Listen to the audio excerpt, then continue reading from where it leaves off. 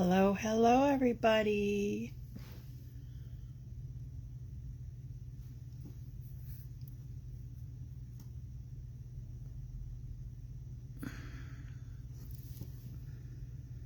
Give me just a few minutes here. I'll let some people jump on.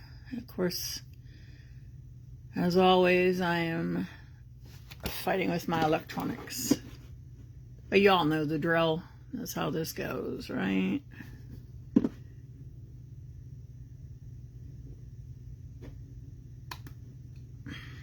Alrighty. I hope everybody's having an awesome day. Oh my gosh, it is so nice out here in sunny Massachusetts. It is absolutely lovely. And I am very excited that my internet is working today. Yay! Oh my God. Yesterday, I'm so sorry about that, guys. I don't know. But, you know, these things happen. We can't always control what's going on.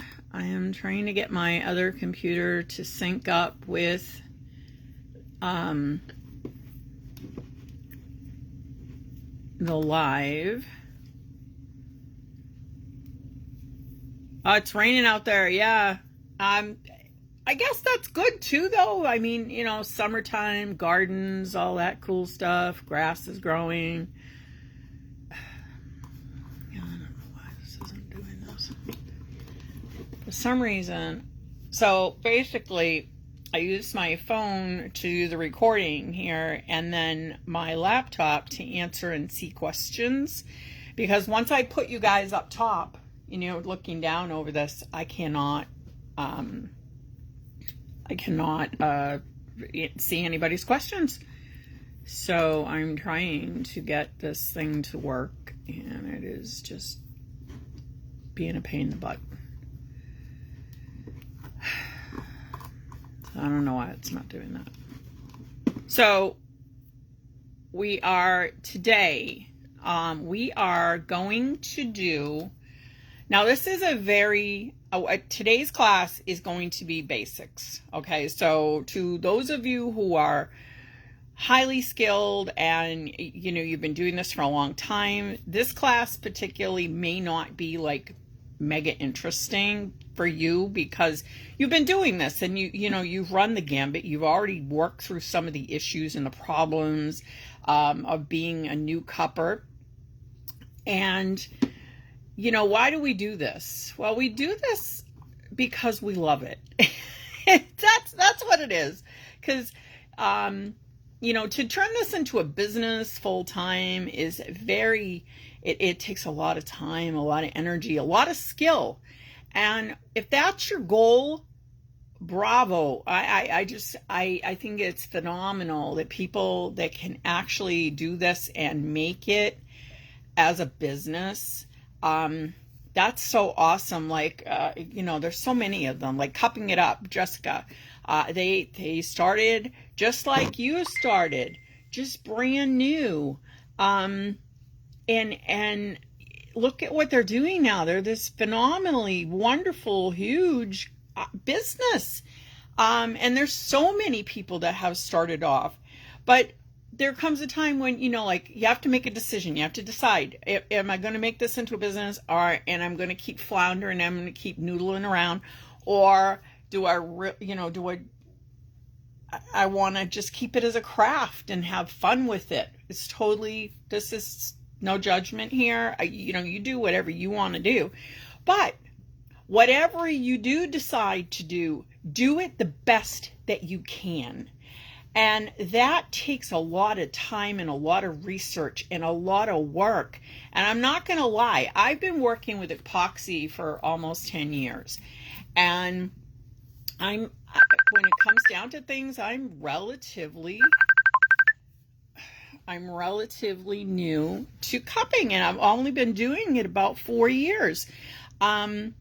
You know, so I started someplace. I can't even tell you what a hot mess my very first cup was. And I mean, it was bad, guys. It was so bad. But I didn't have anybody to help me, to teach me, to show me how to do things. And it was very much, you did it, you practiced it, and eventually you got it. My first cup, I decided that I wanted to do a Cheshire Cat style purple and whatever, purple and pink cup. And I had it in my head, and I was like, oh, how hard can that be? It's just 2 color glitters, and I'm just gonna put this thing together. And I had done enough epoxy art and enough art with epoxy, and there's a difference, that I knew I was going to have to tape off my lines. So I have my painter's tape, and we all have our favorites. So all I can say is the things that you learn from me these are things that I have done, that I have used. I will never, ever, ever recommend a product that I have not used myself. And I am such a bitch when it comes to my product. I want the best. I want the easiest. And I don't mean like easy in a sense that like I just slap it together. I want it to be easy. I want it to be, this flawless look, and it happens consistently over and over and over again. And so because I put everything through such rigorous scrutiny, that I found some stuff is really, really good. And some tough stuff, even though people are saying, oh, this is great, it's not great. So we're only going to talk about the great stuff, the stuff that I can promise you is going to work the way that they say that it's going to work. So as I'm still fighting with this, and I don't know why, and I cannot find my live on here, on my computer, on my laptop, so I cannot see anybody's questions. Let me try one more thing. Oh, I found my Yahoo. Okay, I found me. Let me mute this on that side. Can you guys can all hear me okay? And everything. So I'm assuming that this is going to work. Oh, yay. Okay, here we go. Okay, hi, Dina. Hi, Tammy, Rhonda, Felicia. Thank you so much for joining in, and all the rest of you other 13 folks that are here, or 14 now. So I will never tell you something is good if I haven't used it myself. Now, you may get the same product and you may not like it. You may hate it. But we're all different, and we all have our preferences and the things that we love and the things that we hate. So that said, I don't want people going, well, I use blah, blah, blah, blah, or I like this or I like that, because that's not what these classes are all about. This is about teaching you techniques. I'm going to give you some basic things that you can use, and then if you use something else, awesome. Use whatever works for you, but pardon my hands here. Yeah, well, we've all had that happen, right? I was cleaning an alcohol ink cup that was a hot mess, and I ended up getting it all over me. Because how do you get alcohol ink off of a cup? You spray it with alcohol, right? Well, duh. Before I go live, I decide I'm going to do this, and I end up with blue hands. So that's okay. I guess I got my mermaid vibe going on today. All right, so let's get down to it here. So welcome, everybody. Thank you for tuning in. This is going to be a summer-long class. Now, every week I'm going to do a different theme. Today's theme is basics. What do you need? How do you troubleshoot some simpler stuff? How do you get some clean rims? How do you put on epoxy? How do you mix epoxy? Because these are all things, believe it or not, again, like I said, that's tried and true. The people that have done this over and over and over again, it's like a no-brainer. We just do it. For you new people who've never done this before, Hi, Selena. How are you? I hope it's nice out in Ohio.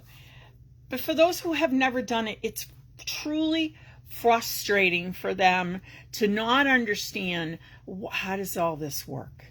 So that's what we're doing today. I have some amazing classes that I have planned coming up through the summer. We're going to do a tie-dye spiral with glitter. We're going to do memorial mold. Yeah, we're going to be setting in flowers and things like that. Prayer cards, etc., etc. We're going to do 3D. We're going to do some beach stuff. We're going to do some color mixology class. A color mixology, like how many times do you want to have a glitter and it doesn't quite work right? So how do you fix that? And how do you add other glitters so that you don't end up with like this murky, weird kind of thing going on? So we're going to have a mixology class. We're going to be doing some alcohol ink stuff. And we're going to be doing some design classes as well. So what I'm going to do is I'm going to set you up. I'm going to teach you how to actually make it your own design. And we're going to start off with a bee cup. So we're going to do a bee. We're going to do honeycomb with the bee. And we're going to put some drippy stuff. And all of these are going to be like through SVGs, but we're going to merge them into one file. We're going to cut it, and then we're going to use tumbler tape to make this design. It's going to be so cool. So I'm really excited about that. And then other classes along the way, there'll be other things that we're going to be doing. So let's get started, guys. We have enough people on. Okay, so you've decided that you want to make cups, and you're looking at everybody's cups and going, oh my God, they're so beautiful. How do I do this? So the first thing is you want to start to gather materials. And I hope you all have pen and paper and you're going to write this down, you new people, because it is kind of, it's a lot of information for you to gather and to get. So first of all, you're going to need a cup, right? You're going to need cups. And again, I don't want to go so much onto where do you go to get these things, because everybody's different and everybody has their preferences. Some people like Stainless Steel Depot. Some people like Maker Flow. Some people like Mother Tumbler. Some people like, I don't even know. Like there's so many different. Crafty Cow sells cups. There's just so many places to get cups. So you have to do your own research and you have to kind of figure out where you want to get your cups from. And maybe you're just going to go to Michael's or Hobby Lobby and pick up a couple of cups. I got some of these cups from Michael's when a long time ago when I started doing lives because they were inexpensive. So I decided that I would get, a case of these, and I just do classes with these, which I love. I don't particularly like the cup in itself. I find that this rim around here, quite frequently, there'll be issues with it when you finish designing it and you put your stuff on, whatever it is, your glitter or your inks or whatever. I find that sometimes there's a blown seal around here. And how do you know that it's a blown seal is that you will start seeing bubbles coming up here. And which is never a good sign. So that's coming right out of the seam. So that's why I prefer cups that are seamless and they do not have this thing on there. So a lot of times I like the Hogue cups personally. Some people do, some people don't. Again, this is a personal choice. So this is, and I love the fact that they're smooth and straight. I'm not a huge fan of curvy ones or modern curve ones. I do like wine cups and regular cups. But that's, again, it's me. Everybody has what they like. So you've decided to get some cups. So you go ahead and get your cups. Then you're going to need a turner. And the turners are varied. I mean, there are so many of them, from mega cheap, super, like, we're talking like dirt cheap, like, $20 turners off of Amazon, Some of them work great. And actually the one that we're going to be working on with today was my very, very first turner that I got. I bought it on Amazon. I think I paid like $35 for it. It came with a bunch of stuff that actually I never use. But it has its problems as well. It definitely has its problems. Meaning that, like, the way that you put it on, you have to decide when you're buying a turner and you want to get a turner. This is what's called a turner rod, and this is what hooks onto the turner. So some of them have this attachment here where you have a little spindle that sticks out, and then this is the part that's going to hook on to your cup. And I hate these.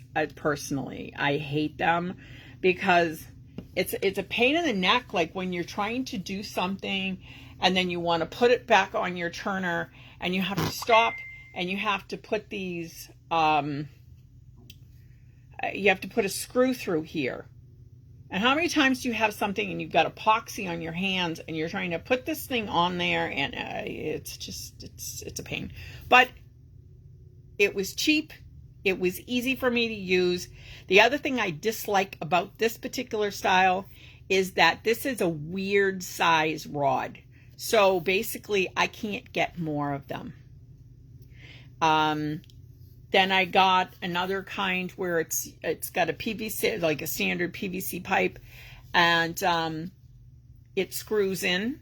And most of them do. Most of them screw in where you have like a male-female joint. And I'll show you the end of one of them, which is this. So this end will screw into the turner. I love this. This is one that I got from Make It Sparkle Turners. And it came with my turner, and it's really, really cool. I really like it a lot. But again, you have to screw it in. So if you're doing like bottoms up method, you're putting it on, you have to kind of remember that you only want to hold it from here to turn it on. It can be a little bit awkward. And then there's magnetic turners, which are amazing and awesome. I do not have one. And that's super easy because all you do is you take it and you just put it on the little recess part, the little male part, and it just snaps right. It's basically snaps in or attaches. So, you know, again, personal choice. Whatever you like, whatever you want to do. If you're just getting started, you're not sure if you're going to like cupping, hey, you know, get yourself a cheapo. Okay, so now we're going to cover, we've got that, so that then you've got your turner. You've decided your turner. Now you're going to need some tools. You can go with silicone tools, these like mixing tools. A lot of the turners that you're going to find like on Amazon or actually just on Amazon, they come with kind of like a kit. And that's pretty cool to get started, because usually what you're going to get is you're going to get a couple of mixing tools, and then you're going to get some little cups. Sometimes they're plastic cups like this. Sometimes they're silicone cups. And again, this is a personal preference. What I have found is that the silicone cups, which are, I have this full because you can see how much I like these, right? Because I filled it up with stuff. There's measurements on here. These are not accurate. These are not accurate. These cups, these are not accurate when you are measuring. Measuring is like one of the #1 most important things. They are the most important things when you're making cups, because you're using a Part A, Part B epoxy that should be measured by volume in a measuring cup equally. So if you're going to use, you know, 10 milliliters of part A, you want 10 milliliters of part B. You want to make sure that they are correct. So we'll cover some of that. So these are generally these, and this will even say on the packaging, estimated. I always use these when I'm measuring my epoxy, always. These are medicine cups, and therefore they have been designed to dispense medication, and they are the most accurate for measuring. So this is what I recommend. You can get these all over the place. You can get them on Amazon. You can get them at probably Walmart. You can get them at the pharmacy. Amazon has them, but I like to use Allegro, which Allegro is a medical supply place, and a lot of times, like once or twice a year, they have like a great sale, and you can get them very inexpensively. They come in a sleeve, which I do not happen to have handy, but they come in like a little sleeve. This is like 100. Let's see if I have one. No, I don't. They come with like 100 cups, which will actually get you through quite a bit. Generally, I do not reuse them. I just toss them when they're done. It's a simplicity thing. Same with these. These are very flimsy. These cups are very, very flimsy. You have to be careful with these. Sometimes I'll double cup just because I kind of like to hold things when I'm mixing. But these do fit into my mixer, so I will use these, but a lot of times I will measure my epoxy out and then scrape it really, really good from my medicine cups into one of these. There are other brands of these that tend to be a little bit better, but again, you know, you're getting started. So whatever you have to use, you're probably not going to have an epoxy mixer. You're going to be doing it by hand.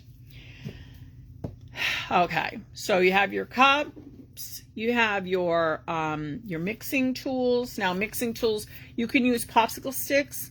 I do not like popsicle sticks. I stopped using popsicle sticks a long time ago, and I use a actually metal swizzle stick.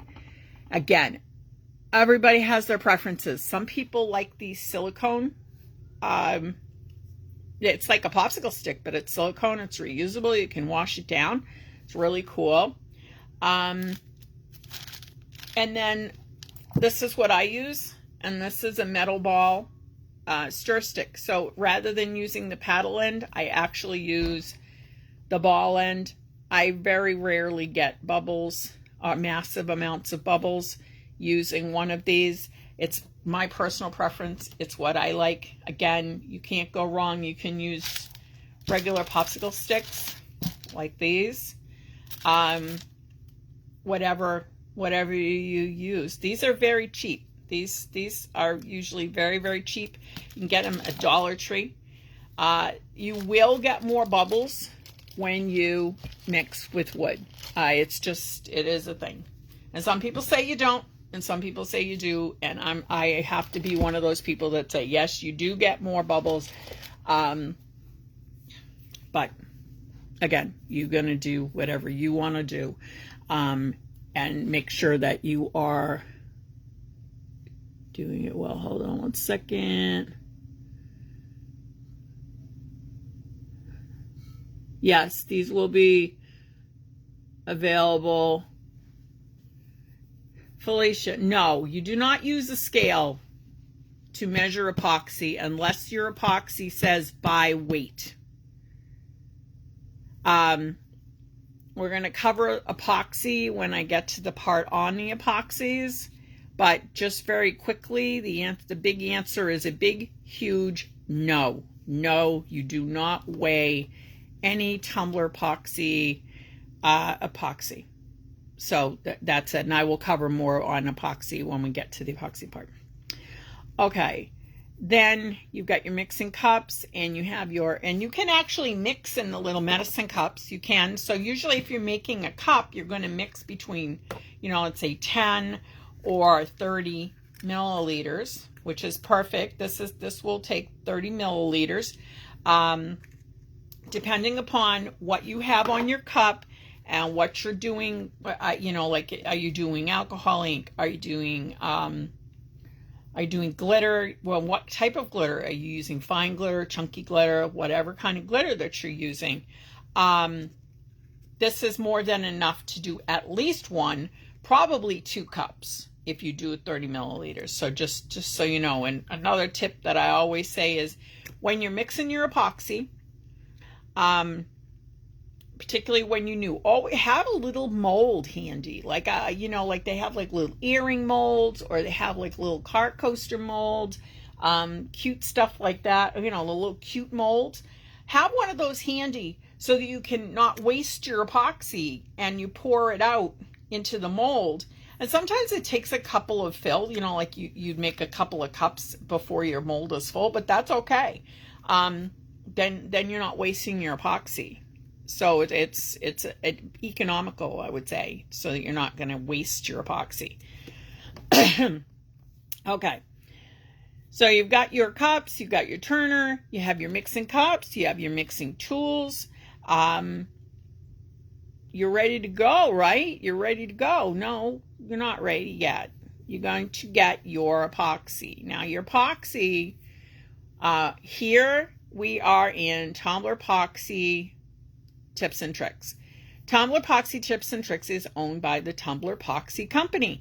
They make, again, in my personal opinion, the very best epoxy on the market.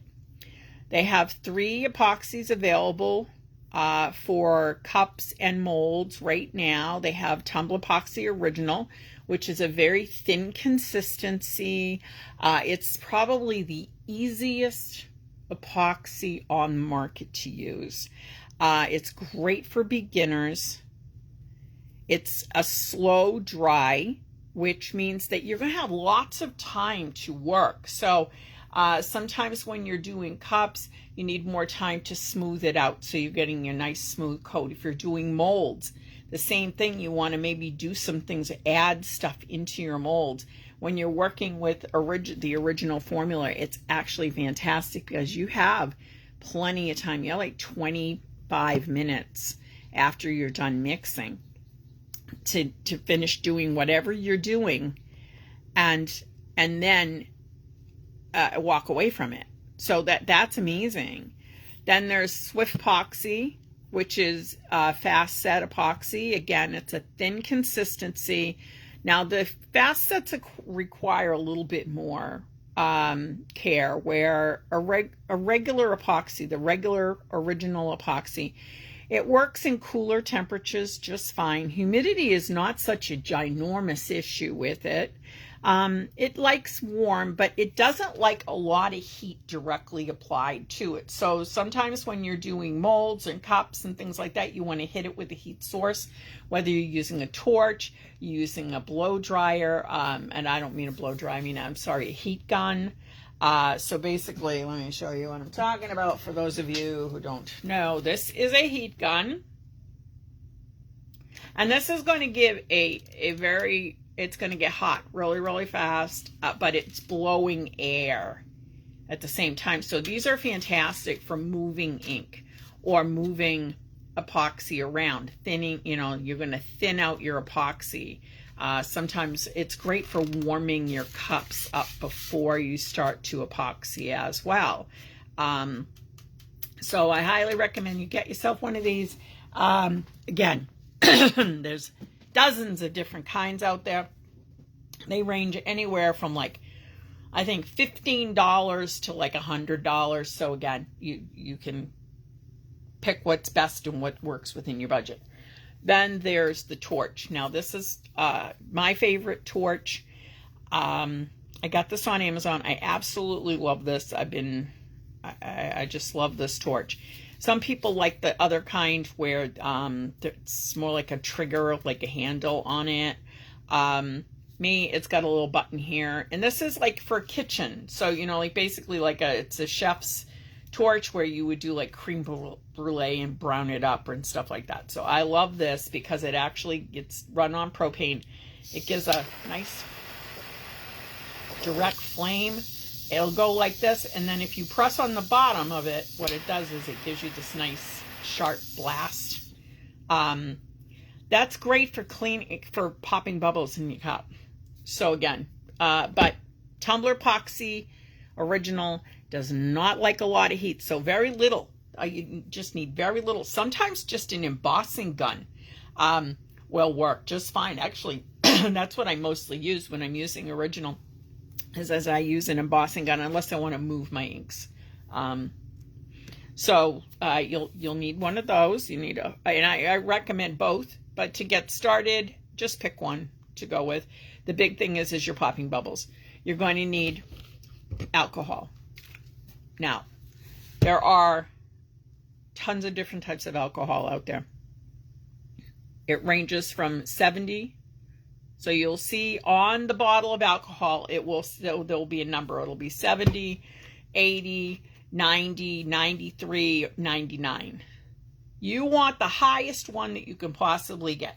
I only buy 99 alcohol.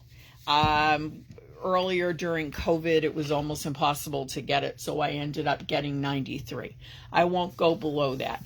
Why? Because what you're talking about, the isopropyl that is in there is the higher number. So let's say it's a 70% alcohol. It means a 70% isopropyl in there and 30% water. And then people wonder why they have repelling and horrible things happening on their cups, because essentially what you're doing is yes, you're spritzing alcohol, but you're putting water on your cup. Alcohol and, epoxy and water do not mix. Absolutely not. It's like oil and water. That's the same, like when you think thought process. If you cook and you take water and you put some like olive oil in your water or vegetable oil in your water when you're going to make your pasta, you'll see that the oil actually doesn't incorporate into the water. It will actually bead up. And it's the same thing with the alcohols and epoxy. The more water that is in there, the worse the more chance of it messing up. Also, if you clean your cups with alcohol, which is all that I honestly, guys, I don't do the whole wash it with Dawn liquid and which everybody says. Like, I don't do that. I don't have time for that. I always wipe my cups down with alcohol, and that is all that I have ever done. And then before I mail my cups out or send my cups out, I wash my cup. So that's the only time that I do that. So a good high quality alcohol is important. You can get it on, again, you can get them all over the place. I like Amazon because I bought 4 gallons for I think it was like $60, which is super cheap. Like, when it comes down to that. Now, keeping in mind too, because of COVID and all that stuff and difficulty getting items. Yeah. So again, look around, see what works. Try and get the highest that you can. If you can't find 99, get 93. A lot of times CVS, Walmart, Walgreens, things like that, they will carry the 93 alcohol, and that's okay. It does work. You just need to give it a few more minutes in order to dry out. A microfiber towel is very helpful. So what is a microfiber towel? It's one of these fuzzy, nice little towels. You can get these at the Dollar Tree. If you go to the Dollar Tree, you can get these at the Dollar Tree for like $1.25. Yeah, totally awesome. What it is what this does is this will remove dust. So let's say you're sanding and you're sanding your cup, and then all you need to do is wipe it down with one of these, and then I wash them. I throw them in the washer, and I always do an extra rinse, so I kind of save all my shop towels and things like that, and my work clothes.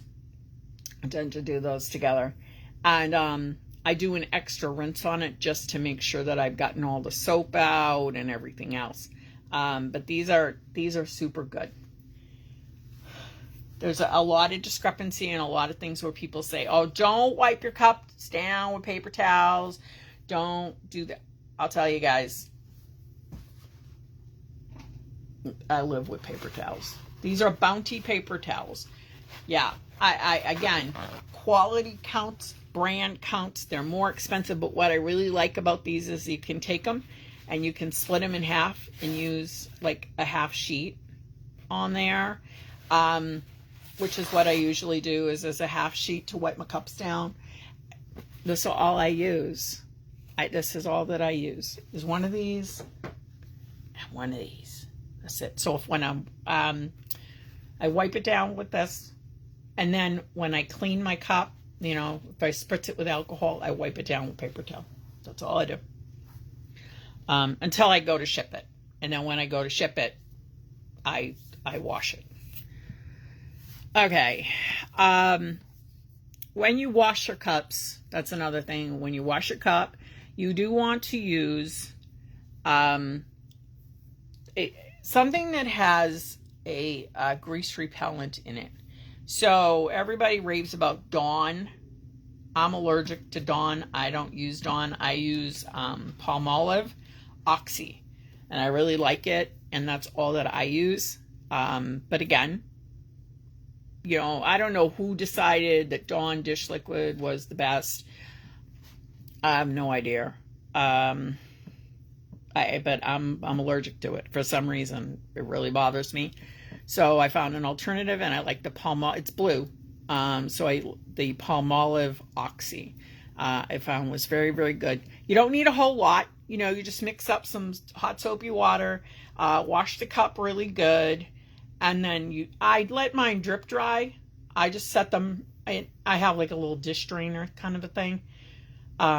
So that's it. So then you're going to prep your cup. So look at us moving along, right? If you have questions, please ask. Please ask. I'm sorry, when I was talking about epoxies, so we have Tumbler Epoxy Original, which I talked about, Swift Epoxy, which is the fast set. It's really thin, super nice. You have to mix it for about 5 minutes to fully get it incorporated. And then there's 2.0, which is my absolute favorite. It's thick. It is a very thick. It's actually, I believe it's called a medium viscosity. It's probably 2 to 3 times as thick as Tumbler Epoxy Original or Swift Epoxy. I love it.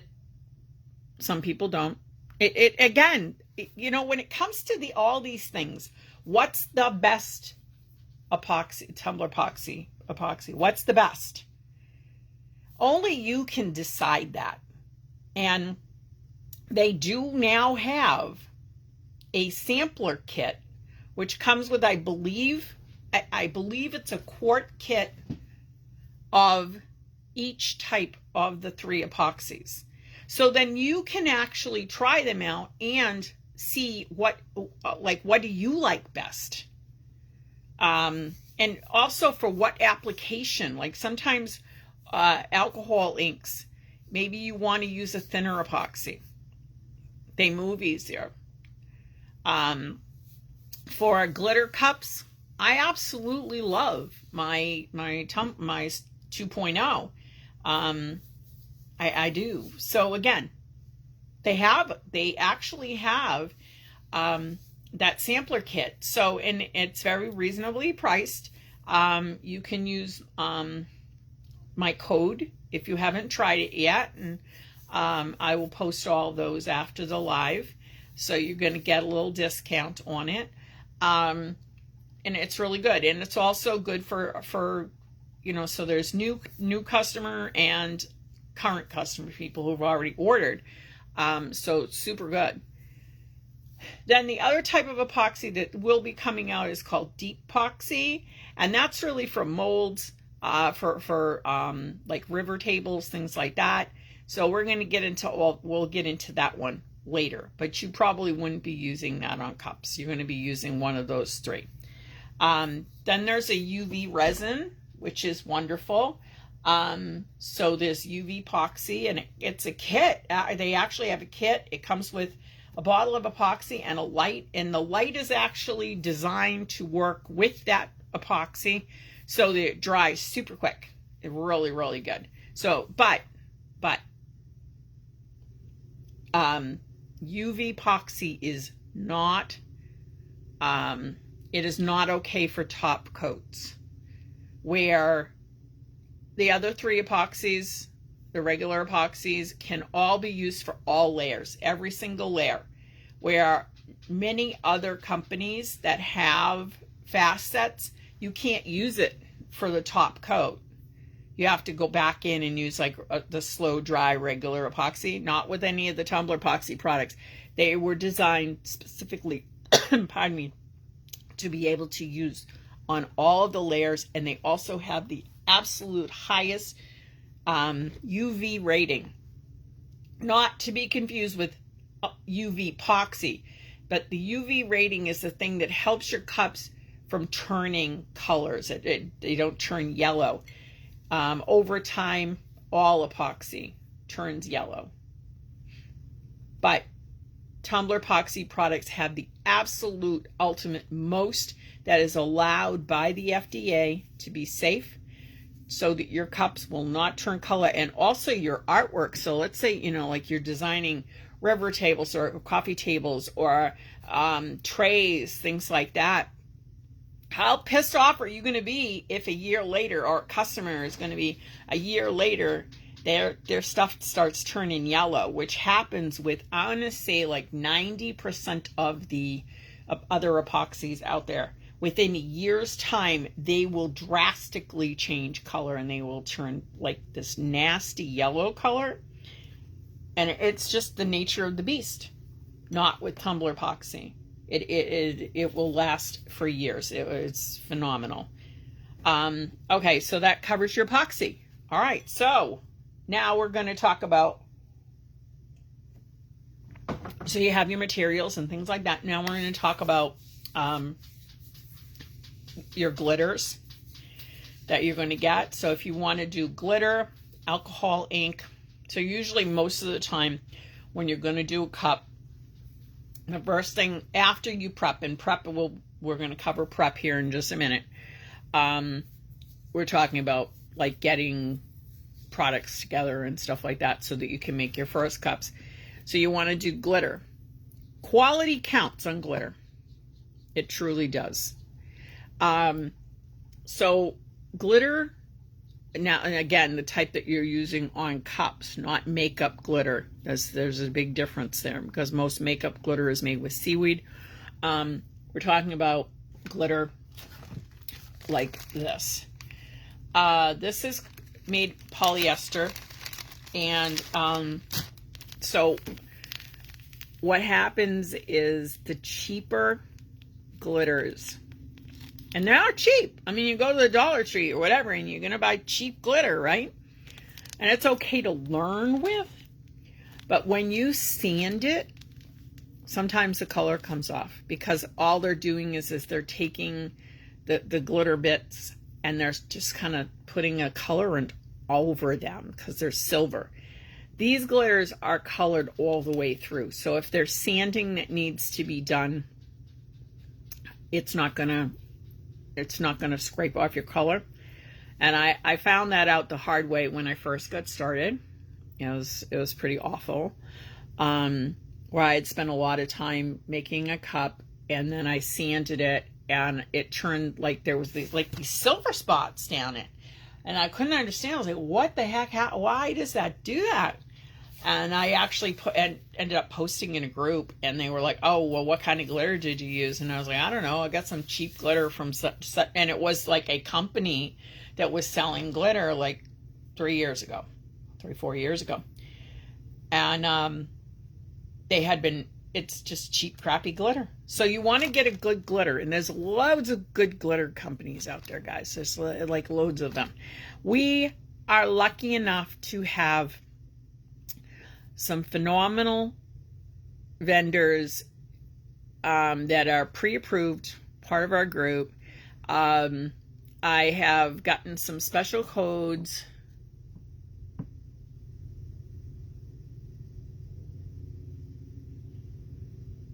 Lisa, explain, like, what are you trying to cover with that? What are you trying to cover? Like, if you're talking about a cup, a tumbler that somebody's going to drink out of, no.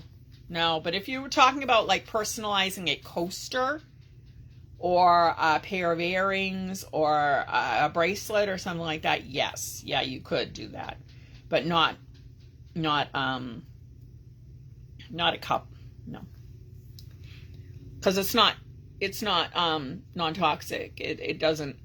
It's not FDA approved for top coating. So your glitters, high quality. We have some great ones. We have BJ's glitter. BJ's glitter is amazing. They're all okay. So the companies that I'm going to tell you about for glitters are absolutely phenomenal. BJ's glitter, phenomenal. Crafty Cow, another one, phenomenal. Who also just recently acquired the Cuposaurus thing. And if you need foam, guys, if you need foam for your turners, oh my God, you got to go get some of this stuff. Because I'll tell you, I was very skeptical when I saw the price, and I was like, oh my God, I don't know. It's good. It's a really good foam. It fits nice and tight. It fits really good. They have 2 different sizes. It's great stuff. So definitely, we have codes for all of these companies.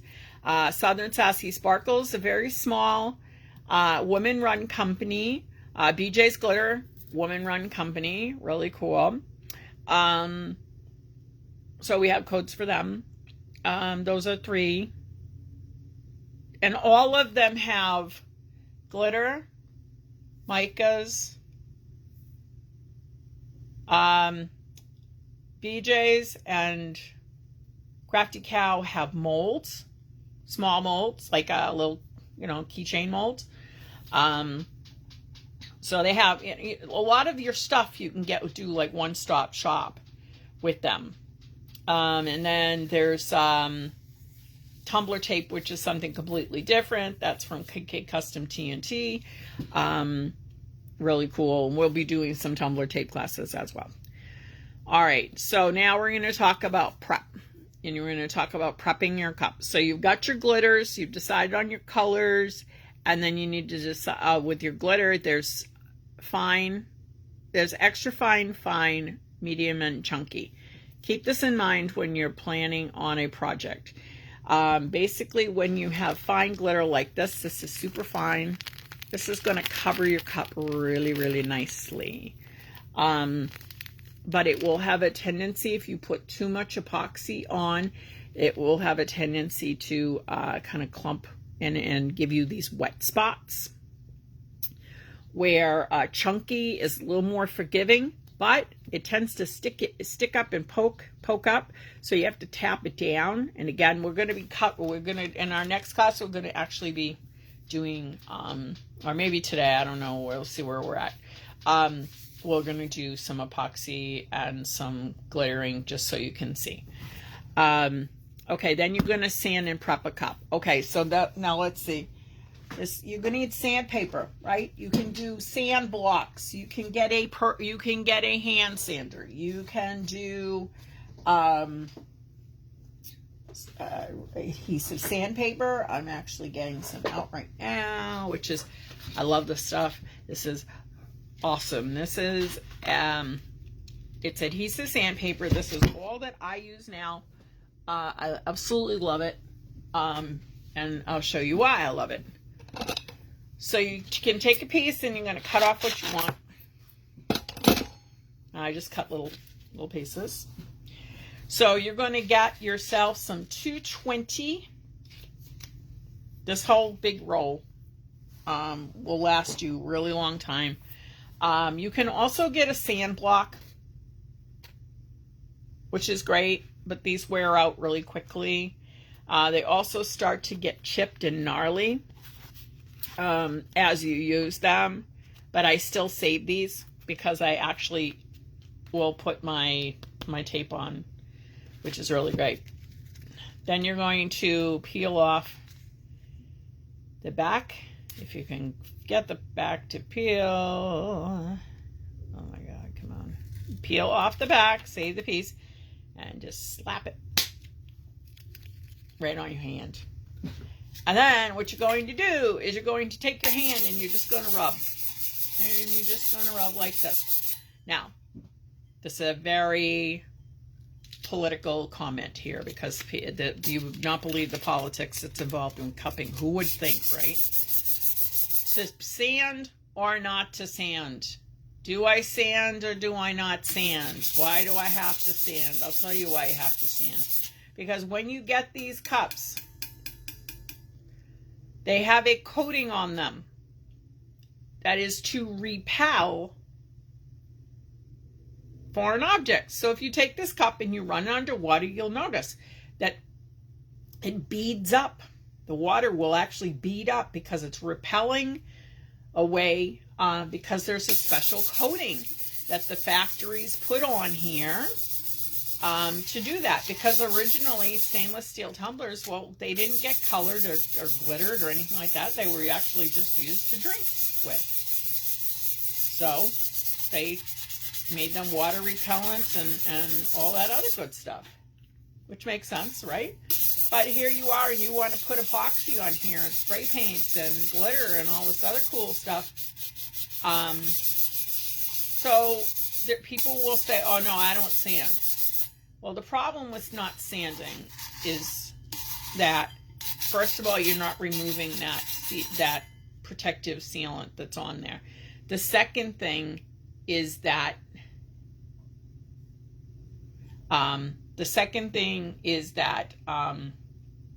yeah, well, I'm just lost with my train of thought. Okay, hold on. Sorry, I looked over at my other screen for a second.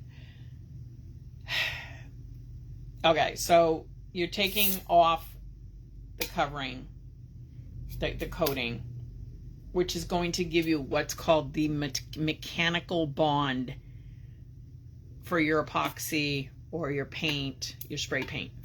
If you notice when, like car detailers, whenever they're going to do a car, they always sand. The reason is so that they get what's called the mechanical bond, and this is basically the same principle with the cup. Make sure you get the bottom. Okay, and how do you know it's done? First of all, you'll see it's covered with scratches. The second thing is you can actually smell. You can smell it. It's crazy. Then, all I do is I take a paper towel and I spray it down. And again, you could stop and you could go wash it in the sink and wait for it to dry, but you'd be surprised how gross this is too. You see like this gray film that comes off of it. Now, the neat thing about doing this is you can actually use this paper towel several times for this part. Okay. And you see that? That's the coating that comes off. And it's gray and it looks gross. So that's it. But then you can save this paper towel and just reuse it for the stage again. And then you can wipe it down one more time. Usually what I'll do is I'll let this dry and then see if it's got any more dust on it. And you're good to go. You're ready to decide how you're going to apply your epoxy. So what we're going to do is we're going to mix up some epoxy, because that's our next point is that we have our, now when you're mixing your epoxy, you do need to wear a respirator. I'm not going to wear one today because you won't be able to hear me. And this is going to be real quick. So what we're going to do is we're going to mix some up. This is Tumbler Epoxy 2.0. This is the only thing I use. It is my favorite. It is my favorite. So what I'm doing is you notice I'm holding this up here in front of my face. There are little lines on here.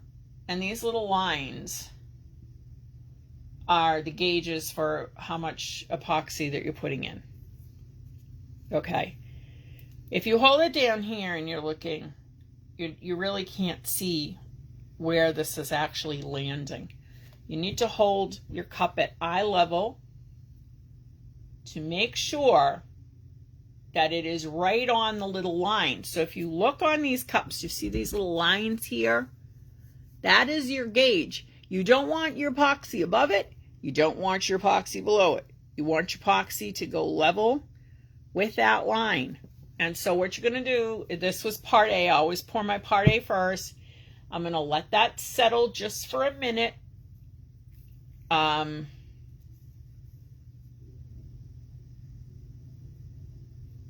Okay. And sometimes it's amazing. Like sometimes it looks like it's at the mark, that it's at where it's supposed to be. And then if you set this down and you wait a minute, sometimes you'll notice that it will be below the line or a little bit above the line. It's crazy. It's crazy. So I always say wait, pour, and then wait.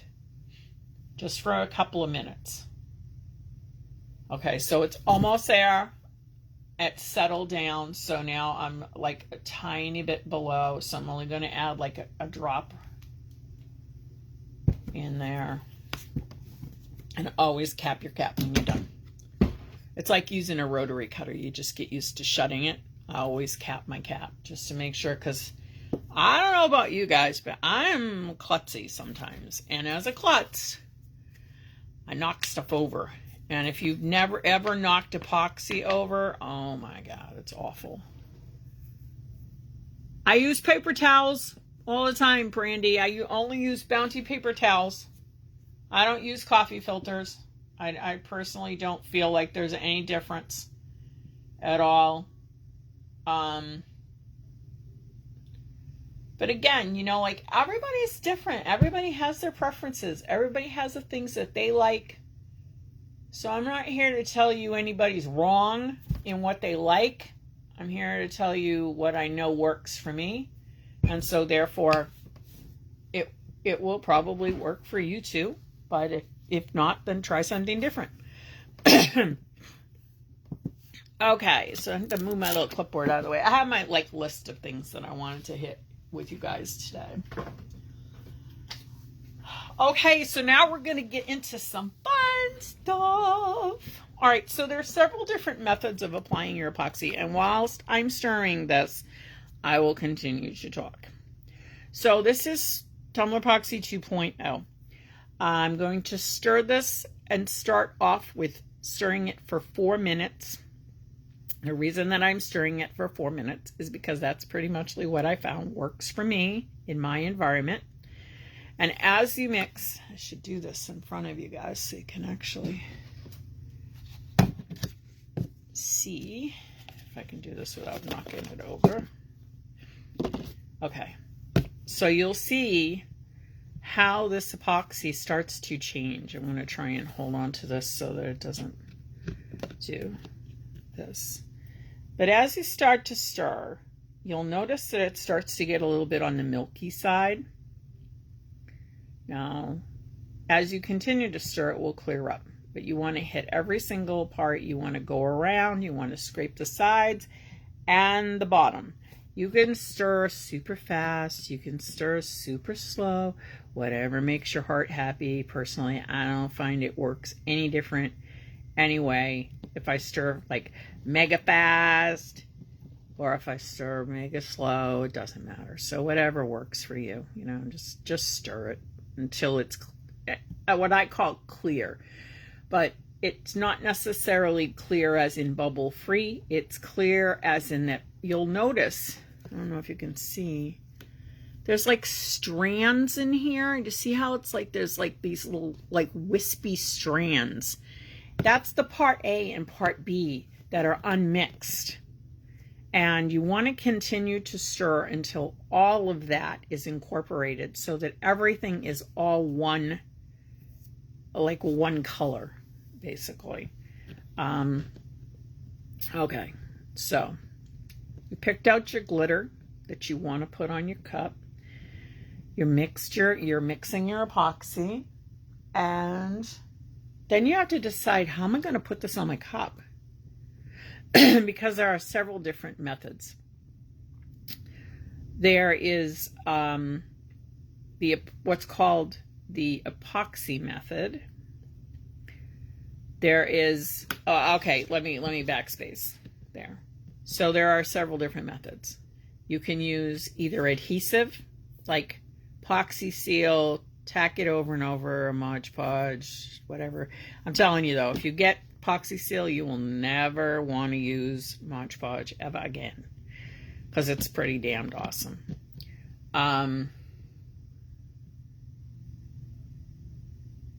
I did 15 milliliters total.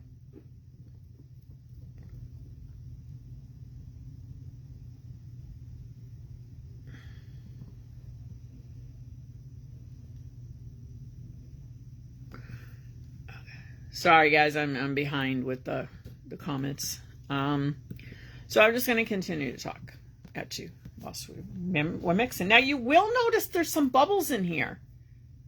That's okay. It's okay, because when we apply them to our cup, they're going to just go away. It's part of it. It's part of the stirring thing, and people get so tripped out about it. Don't trip out about it. It's fine. As you get better at mixing, as you get more experience, you will actually notice that you can feel the difference in the epoxy as you stir it.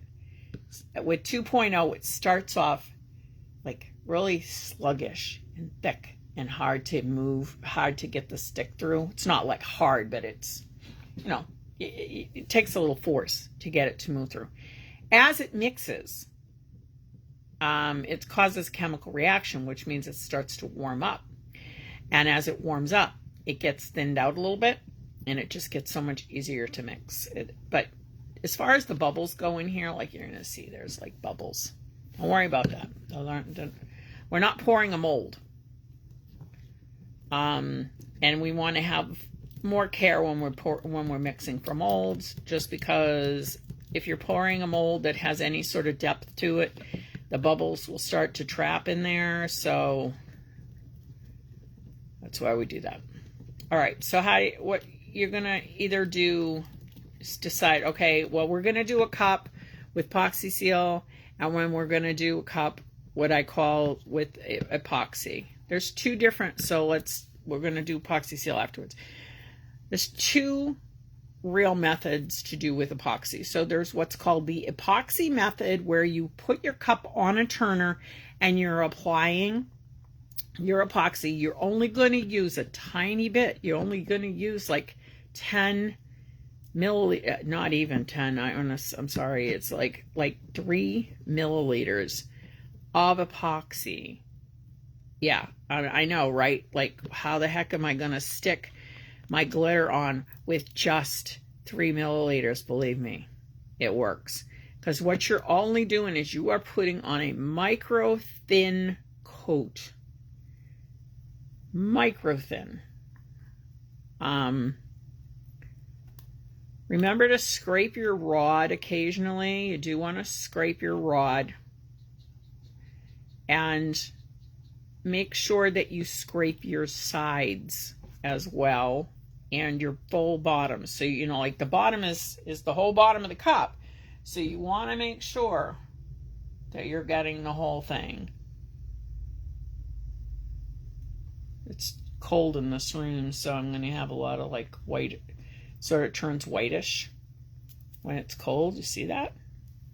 That means it's cold. But that's okay. Ain't no big thing. Trust me. All right. Okay. So then I immediately clean off my tool, because if I don't, I forget. I just threw 2 of them away because I got sidetracked. I was doing something. I mixed epoxy. I threw it on my turner, And I was like, oh yeah, I gotta go check on the laundry. And I ran downstairs and checked the laundry, and I forgot about it because I decided, I think I'll have a cup of coffee. And then when I went, I had my cup of coffee, and I said, oh, well, I better go down and check on that other laundry, you know, the dryer this time. And by the time I got back, it had hardened. So I was just like, throw it out. You always want to have gloves, nitrile gloves, nitrile gloves, not vinyl. Nitrile gloves will actually protect your hands from the epoxy, where nitrile will protect your hands from epoxy, where vinyl doesn't. It's true. Okay, so we're going to start off with, do this up here. Okay, so I have 15 milliliters. I mixed 15 milliliters. It's going to look like more because there's a bunch of bubbles in here, but don't worry about that. Okay, so you can spray paint your cup if you want, or you can color your cup. And we're going to do a cup where we color it with epoxy seal. It really is personal choice whether you paint or not paint. Painting will give you deeper color definition, where I personally kind of like the silver. Like if a little if the glitter kind of separates just a tiny bit, and I get a little bit of glitter there going, you know, a little bit of silver happening, I like that look. Some people don't. All right, so I'm going to swap things around. I got this mixed up. You will notice it starts to feel warm on the cup. That's your warning sign. You need to pull it together, kids, and get that on your cup. So when that cup starts getting warm, you run out of time to work with your stuff. I'm going to move you guys up so that you can see what I'm doing.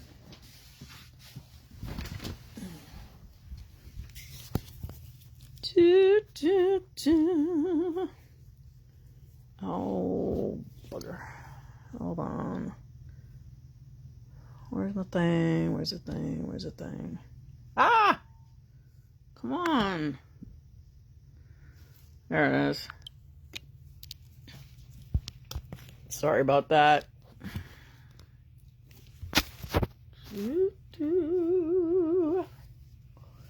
Okay. So, I'm going to show you 2 ways to do this. Super easy. This one's already set. That was the dreaded cup that I was working on before.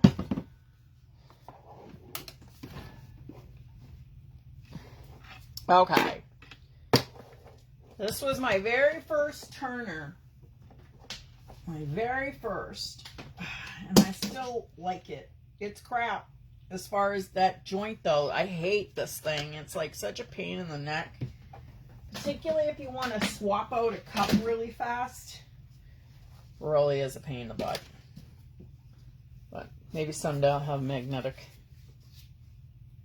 Alright, so.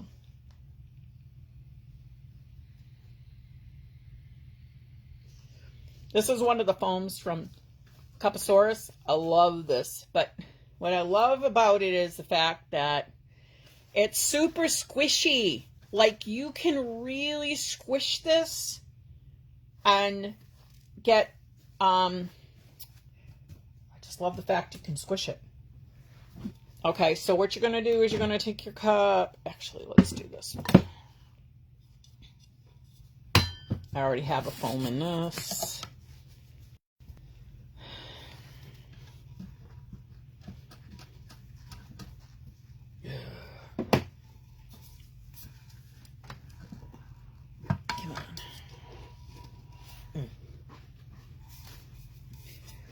Get to see me struggle, guys. But you'd be struggling too. So let's put this. This is the old foam that I had.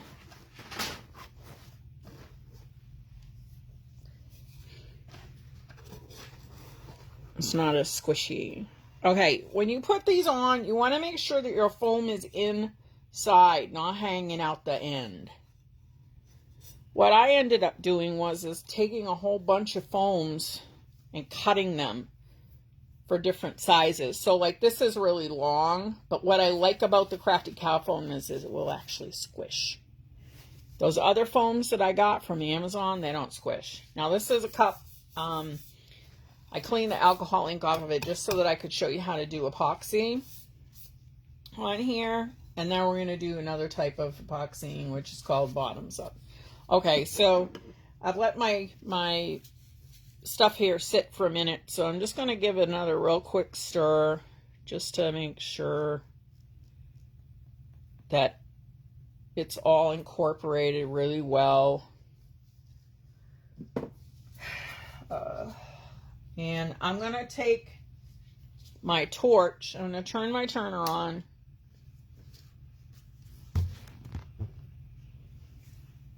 And I'm going to just take my torch here. And I'm going to heat up my cup because it's actually insanely cool in here. Normally I would do this with my heat gun, but my heat gun requires that I have a plug. And I have my my phone plugged in. Not my phone, my turner plugged in. Alright, so I'm not getting too close. I'm just warming up my cup. Okay. And now what I'm going to do is I'm just going to pour a little tiny bit of epoxy. And by warming up your cup, what you're going to find is that this just spreads like butter. It just might need a little bit more, but probably not. And you saw how little I put on there. Make sure you get your bottom, and you just keep rubbing it. What we're doing is we're just putting this super tiny layer on here. And because we want our glitter to stick to it. And you can actually feel it moving underneath your fingers. This just takes a minute to do. It's not like complicated or anything like that. It's not hard to do.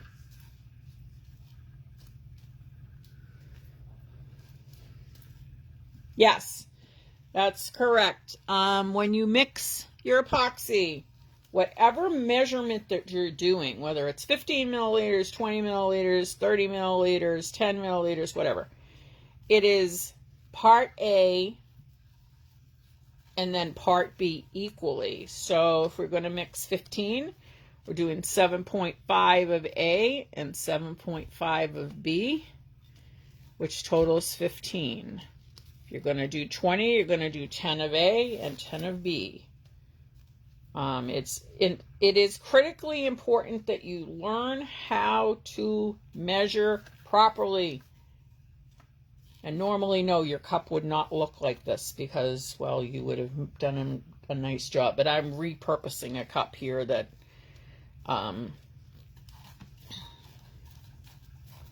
okay, so you see how much I have left?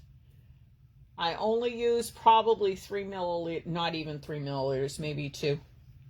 On here, my entire cup is completely covered with glitter. Okay, so now you're just gonna ring. I'm gonna do is I'm gonna take off my glove, and I am going to take a piece of parchment paper, and I'm gonna show you how to glitter. I like parchment paper because it's reusable as long as it doesn't get glitter. It doesn't get epoxy all over it. It also folds up really easily, so that you can get it back into your bag. I always come a little bit up on the side because I have a tendency to find that sometimes when I'm doing the top, it sprays off, and that's why this looks the way that it does. All right, so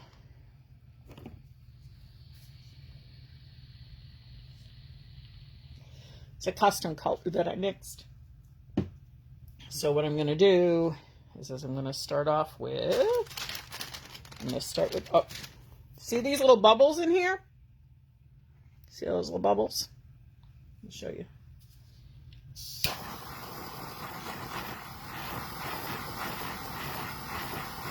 Zip, all gone. No bubbles. No more bubbles.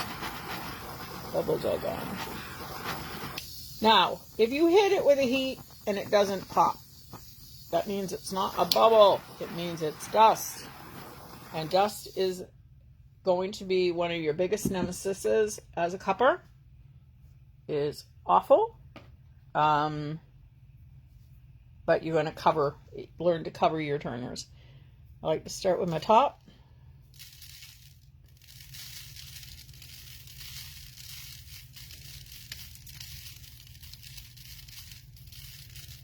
I'm not dumping a whole lot on here. I'm only doing a little bit.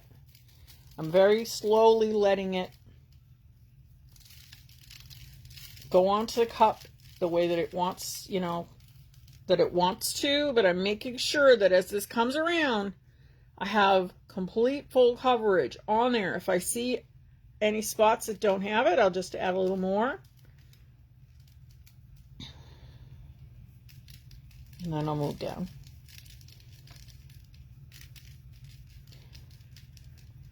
Now, some people prefer to glitter off the turner, and I really think that it depends on what you're doing.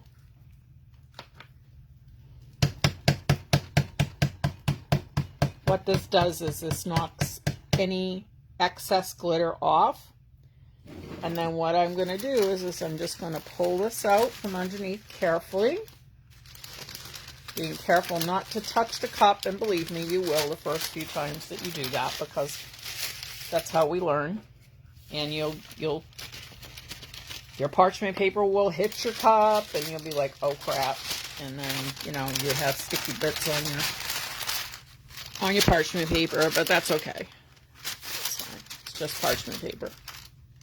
I also recommend that you have a little paper towel with a little alcohol on it in case you get epoxy on your arm during this part. I don't generally wear gloves when I glitter, just because it lets me have better control. But it's a personal choice. You can wear them if you want to when you glitter. I'm not actually touching the cup.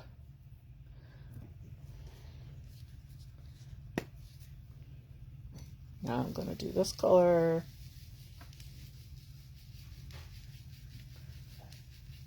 Now, if you wanted to do all one color, you totally could. I'm showing you guys some techniques.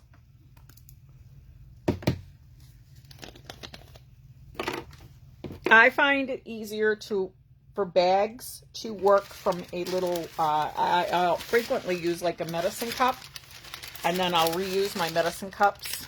I will wash them out if I'm just doing glitter in them, just because I personally find that it's easier to control.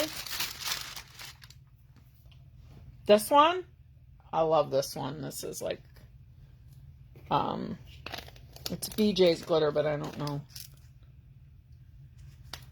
I don't remember what it was. I'm reusing a cup that, a bottle that I had. Okay, now we're going to add a little turquoise. Nah, I think I'm going to use this under the sea. It's new and I haven't used it yet.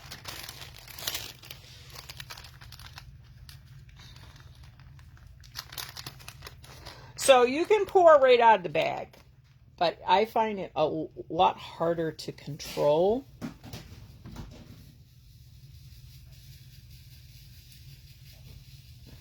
I always come up into the other layer, up a little bit into this, because I want this to kind of, I sort of want it to seem without, you know, like making it look like, oh, hey, I did a line. I don't want it to actually be lines. This is beautiful. This is an iridescent, like almost like a Tiffany blue. It's really beautiful. I also find that it's a little more challenging to pour the glitter from the parchment paper back into the bag without making a bloody mess out of myself.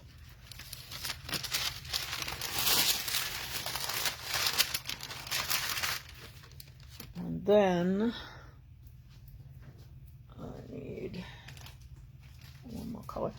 Now, if you do this properly, and I'm not saying you make a mistake, I'm saying if you do it right, then you probably won't need to come back in with another coat, but actually the effect of coming in with another coat is so beautiful. So once this is dry,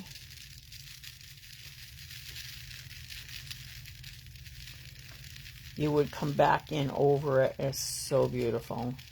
And I'm just showing you some basic. This is called chunky glitter. And this is a little trickier to work with because you have to tap it down. Because if you don't tap it down, it has pokey up bits. Sometimes you can tap it. All right. Oops.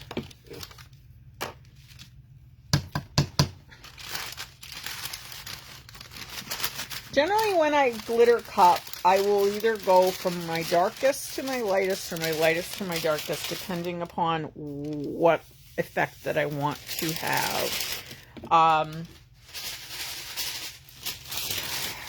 There's really no right or wrong. The only problem is that darker glitters will tend to overtake your light glitters, so you do want to make sure that you keep that in mind.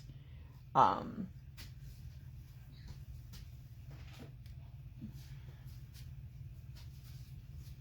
right. Let's I want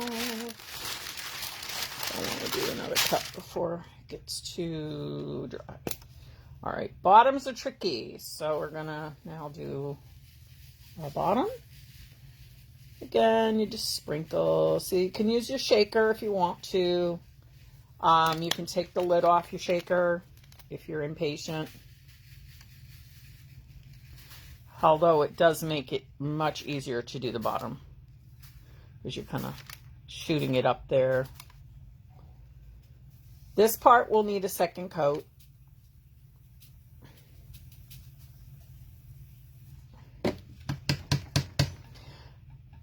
So I don't have anything planned here. I'm just showing you different techniques for putting this on. All right, so that's that. This is called Sand Dollar from BJ's Glitter. I love this color. It's perfect for beaches and things like that. There's also one called Egyptian Lover, which is a chunky, and oh my gosh, that's some beautiful stuff, which I will actually overlay. And in our next class, I'm going to show you how to do the second layer. Okay, so this is covered. It's all fully covered. So what I'm going to do is I'm going to take this one off.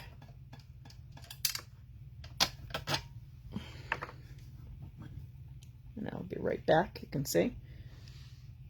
It's because I have blue under here, but what I'm going to now do is I'm just going to gently tap this down. You could take parchment paper, wrap it around here, but I don't have that much chunky on. And you just want to poke down all those little bits. And now I'm going to put this on my other turner.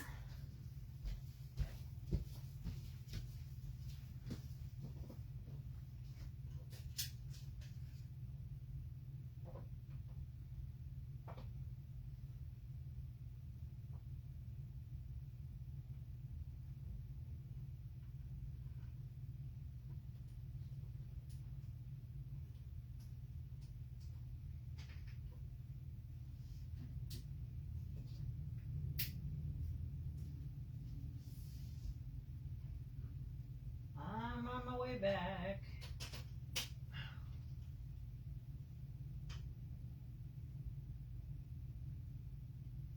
Might be running out of time on that epoxy.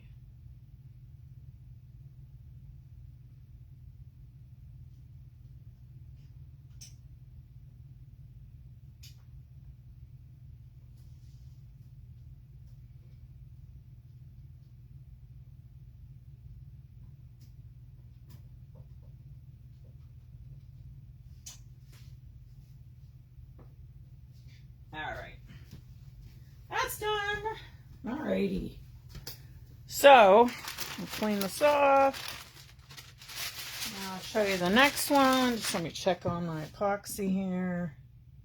Starting to get thick. So, starting to get hot too. So, what normally when I mix, I'm talking, I'm trying to show you guys how to do this, so I'm working a little slower than I normally would.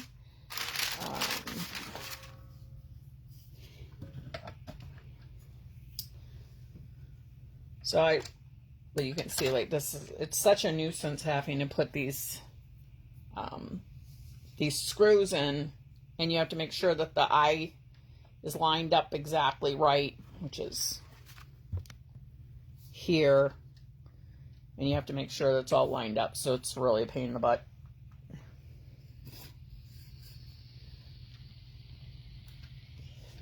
All right, now I want to show you how to do, if I can with this, how to do what's called bottoms up, which is, so that's how to apply glitter, but let me show you how to do this. Okay.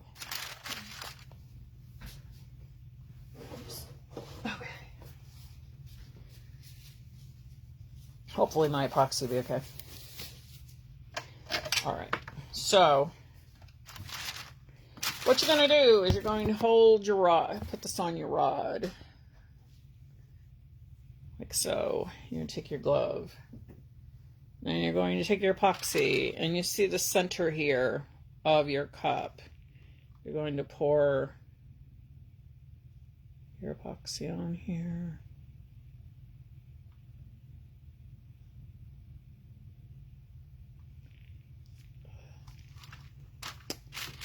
And then what you're going to do is you're going to take your hand and you're going to swipe and move it down.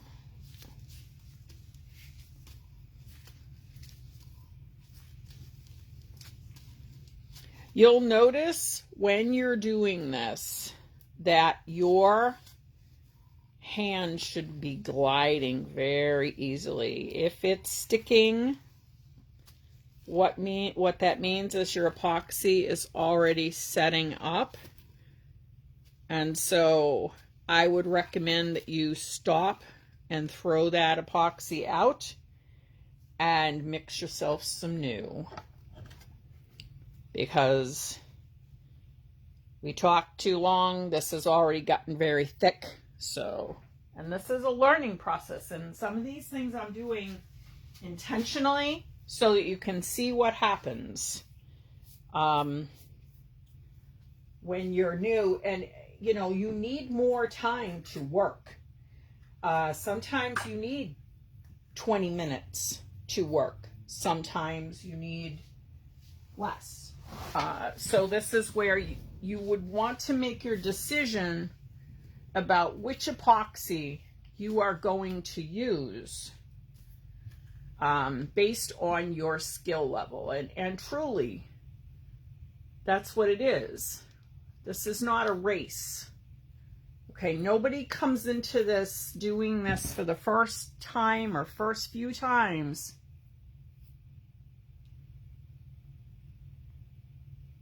the first few times that you do cups, you're not going to be selling them. Like, you're practicing. So keep that in mind, that this is for you to, like, get used to it, figure out what you're doing. And you do want to practice your art, essentially. You're practicing your art. You're perfecting it. You're getting better at it. You're getting good at what you're doing before you start to sell. So having a slower moving product will actually give you a better result. It will allow you the time that you need to get it on there. You don't want to walk away. You don't want to go get coffee. You don't want to have to go deal with kids. When you're doing your epoxy art, particularly this part where you're going to be covering stuff with epoxy, you want to have your full mind and full attention on that epoxy.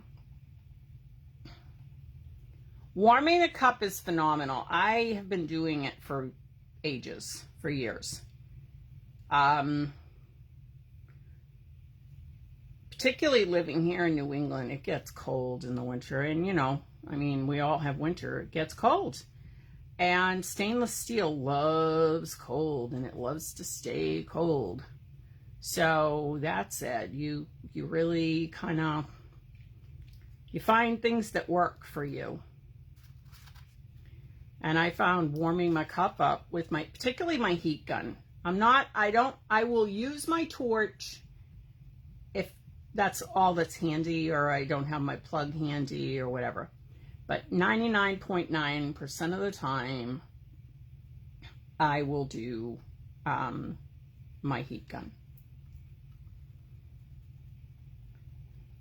This time I'm mixing a little faster. Again, it doesn't matter. It doesn't matter if you mix fast. It doesn't matter if you mix slow. Yeah, mix it until it's done. Don't get married to a time. Yes, there's on the instructions, it says mix 3 minutes, mix 4 minutes, mix 5 minutes, whatever. But sometimes it's not enough time. Sometimes it hasn't, you know, fully incorporated. And a lot of factors can make that number change. Like, is it cold? Is it hot? Is it humid? How fast are you mixing? How slow are you mixing? What are you using to mix? There's a million things, and there's nobody who's going to tell you like what's going to work every single time. Sometimes I mix for 3 minutes and it's perfect. It's like, okay, I'm done. Sometimes I have to mix for 6 or 7 minutes. There's no like guaranteed. It's you do it until it's done. And if you don't mix it enough, and you don't mix it properly, what are you going to end up with? You're going to end up with a cup that's sticky. Absolutely, I do it all the time. I mean, it's dry. It's sitting there. I'm working very quickly here. So yeah, I only put it on the bottom and got like one swipe up, and then I noticed that it was too thick. I wasn't getting the coverage that I wanted. It wasn't moving the way that I wanted it to move.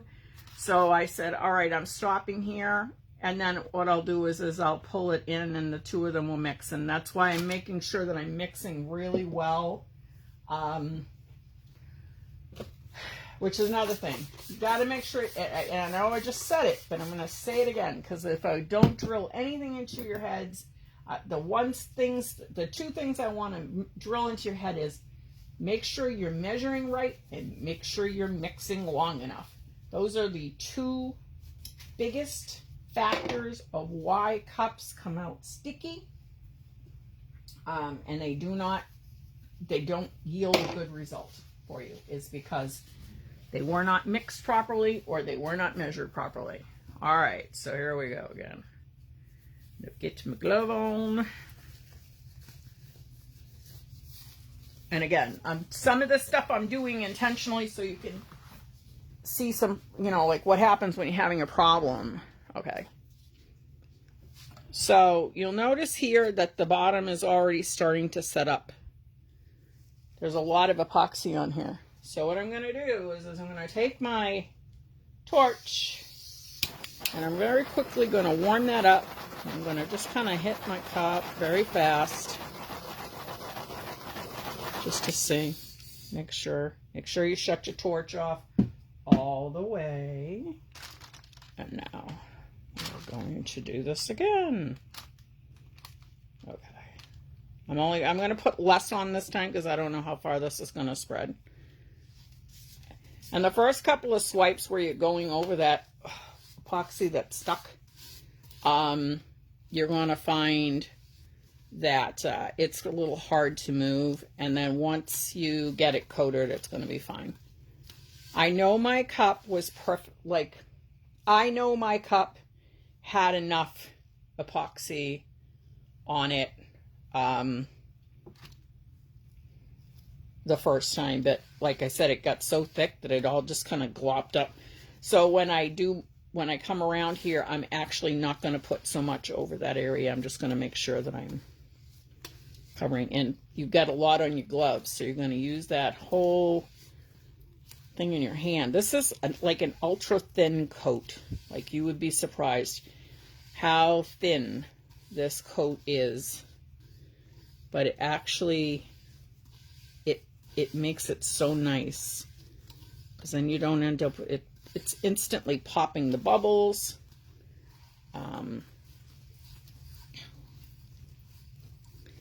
Making sure that I'm getting up here by the rim.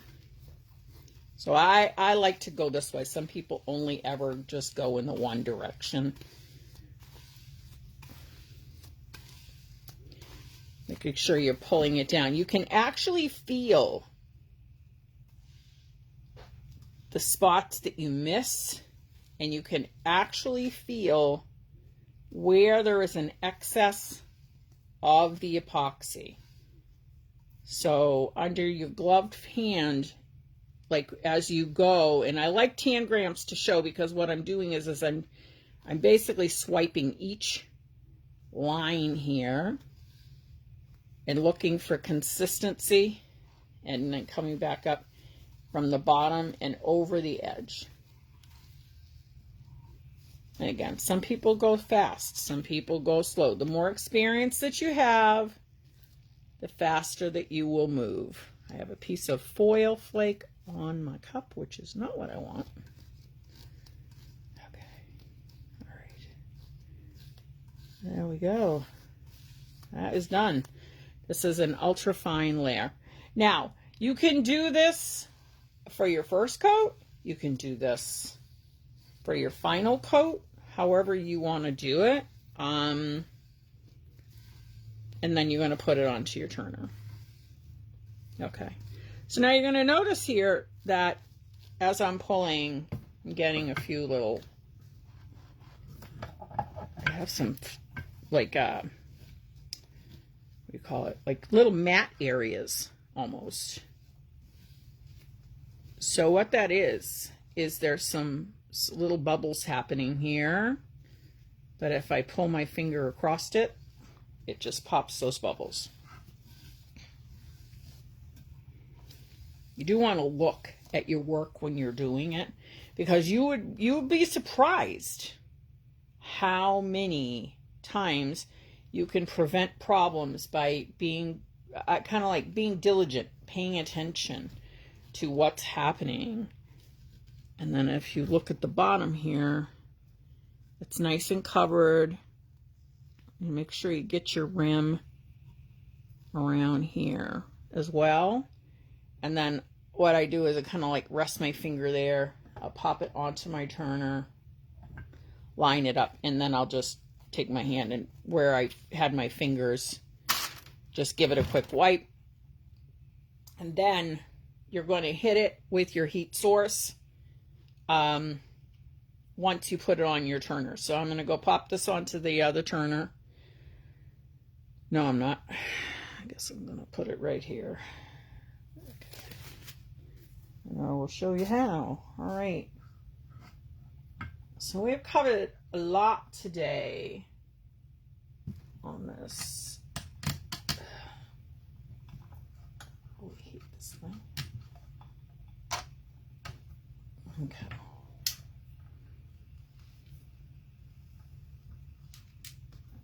See, I've got a little screw there. You got to put these little stupid nuts on here. I don't think I'll ever buy another turner that has to have one of these on there. It's either going to be screw in or magnetic, because honestly, I mean, they're great when you get started because they are inexpensive, but the problem is that the more detailed stuff that you're trying to do, the harder that it is for you to do what you want to do. Yep. Put that over there. All right. So now what we're going to do is we're just going to put this on. We're going to let this spin around here, and I'm just going to very quickly hit it with some heat. what it does is it thins out any epoxy that needs to be thinned out, so that it kind of, now that, like I said, this is so thin on here, but it will pop any bubbles that are stuck or that are trapped in between the glitter, particularly first coat. First coat seems to be the hardest and the worst to get all the bubbles out of, but a little bit of heat, just a tiny little bit of heat, and boom, you are off and running.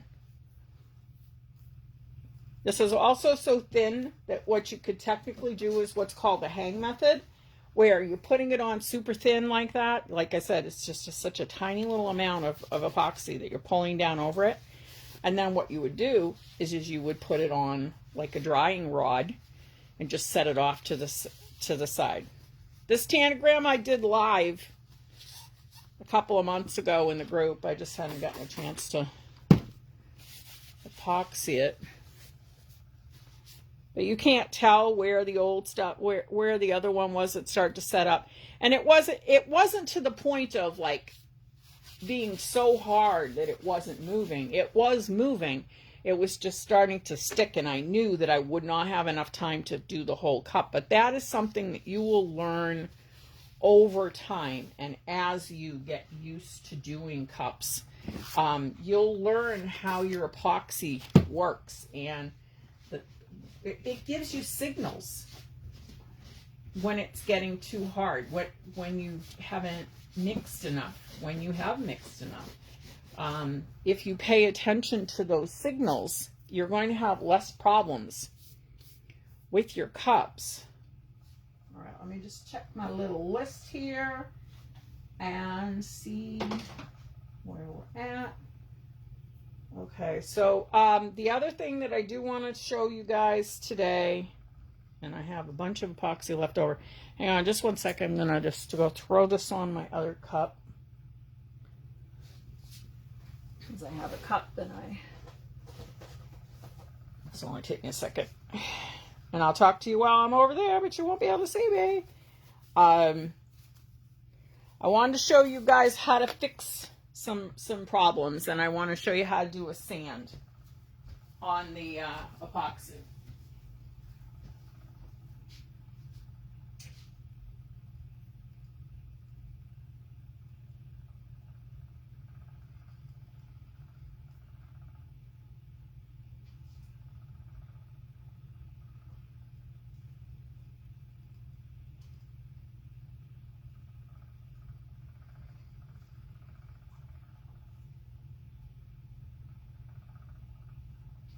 One second, I'll be right back.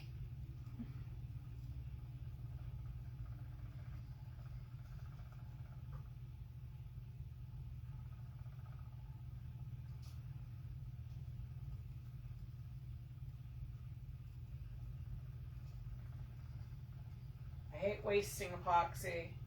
I normally would have just probably thrown that out, but I just, you know, it was a lot to throw away.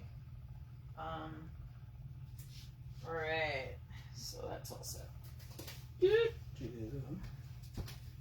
All right, let me move this out of the way, and then we will be back, and I will show you guys how to fix some fish eyes, and also how to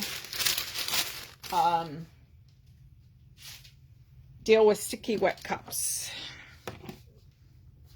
And then that'll be it for today.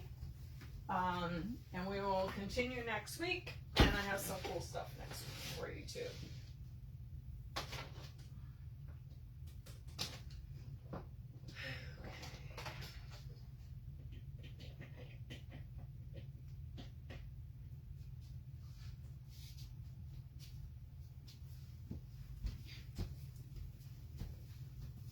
So those of you that have never made a cup before, I would love it if you show me what you've done after you do it. It would be so cool. And tell me how you thought you did, and if you run into issues or problems, you know, I'm available to help you if you need it. Really cool. All right, you get to let me wash my sticky hands. It's always tricky when you're moving things from one side of the room to the other because, you know, it's like, like I said, I'm kind of uncoordinated. And cleaning up after yourself is a really good idea. Don't wait till your area gets like to the point where you don't want to go back in it. Try and stay up on your cleanup. It also makes it so much easier on you. Okay, so we will all have these things happen. We will all have them happen. And oh darn, I should have did this cup instead. Shoot. Because I had one that I wanted to show you how to finish. But we'll do that another time. Okay, so you put your epoxy on, and all of a sudden you thought it was perfect. And then you suddenly notice that there's these ripples here. So the reason that this happened was as I was applying my epoxy and I was going along and I was, like, I probably looked away, I got distracted or something, and I missed this spot right here. So as I was putting it on, and it was doing it on a turner, and I was coming around, like I said, doing the bottom, blah, blah, blah, and I either missed a spot right there. There's a little bit of epoxy. It just didn't grab all the way. So before I put more epoxy on this, because this is dry, what I'm going to do is I'm going to take some sandpaper. And now for this particular thing, there's also a little ripple here, which I want to kind of get smoothed out. And I want to take care of the rim as well, because I did tell you guys I would show you how to clean up a rim. Sharp X-Acto blade. Don't cheap out on your blades. Make sure you keep your blades sharp and clean. And all you're going to do is you're going to come in. You're not going to come from this side. You're going to come from the inside out. And you're just going to come around.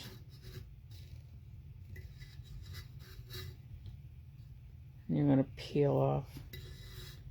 If you come at it this way, you break your seal. Now, if this is your first coat of epoxy, that's okay. You can actually come straight across or have a little bit of an angle. Some people like to use what they call a flap wheel. I personally do not use one. I do not like them. So what I'll do is I'll just come around a couple of times like this. I'll get off any big excesses. If you have bits that are inside, that have dripped inside, all you do is you just take the tip slightly, come up underneath it and pop it off. I don't have any to show you. So maybe right there, a little bit. But you'll know it when you see it. Okay. Then you're going to take your sandpaper. And what you're going to do is you're just going to go around on any spots that are wobbly. This also works for uneven spots that have like dusty, like bubbles, bumps, stuff like this. You shouldn't ever have bubbles, but bumps on here, like right here. There's like, you run your hand over, you can feel this, like this jagged, sharp bit here. And why, I'm not sure it did that, but it did decide that it was going to do that. So we're going to take care of it. Let me just plug in my charger. Okay. So you can use, some people like to use the 220 sandpaper. Usually for this part of it, if it's not too bad, I will go down a step and I will go to the 400 sandpaper. But if you only have 220, that's fine. You just don't want to push real hard on it.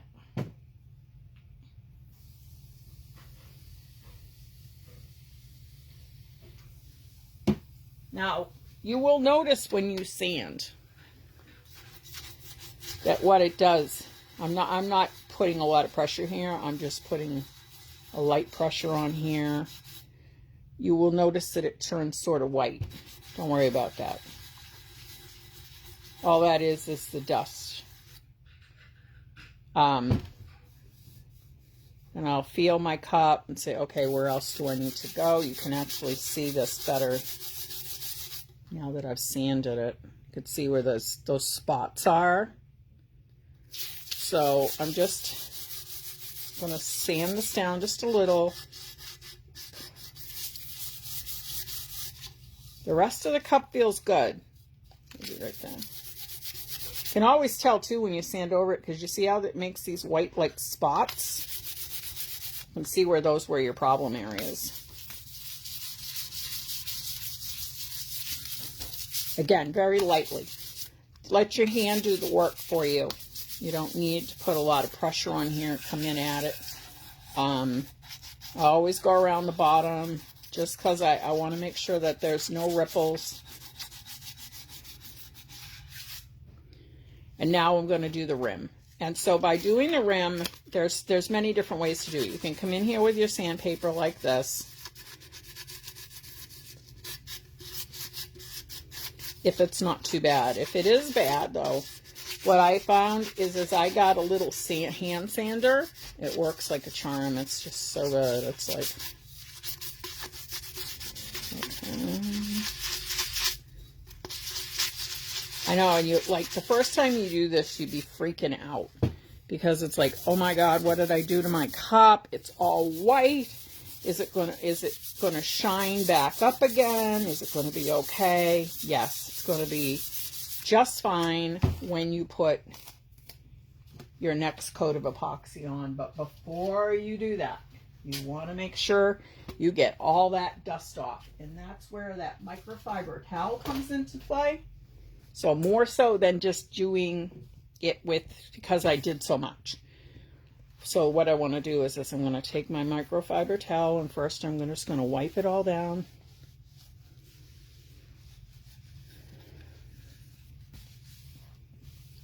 And then I come right off the edge. So what I'm basically doing is taking any dust and I'm pulling it off. Because if you kind of come in like that, it can drag the dust back on. So again, microfiber towel is your friend. Believe me. Okay, now another little tip and something that I learned was if you're concerned about spots not turning back to what they ought to be when you have epoxy, what you're going to do is you're going to take your alcohol, because this is our next step. Rather than putting on paper towel, I'm going to make sure that this is on spray. Okay, and then what I'm going to do is I'm going to spritz this. If when it's wet, I don't see these marks, so let's do this part here where it's the worst. If I don't see it when it's wet, then I know that it's going to be perfectly fine. And you see, I don't see it. You don't see anything. It looks perfectly fine. And then I'll just take my paper towel and wipe it off. Now it will turn back to that foggy look, but that's okay. And again, you can see you're not seeing anything.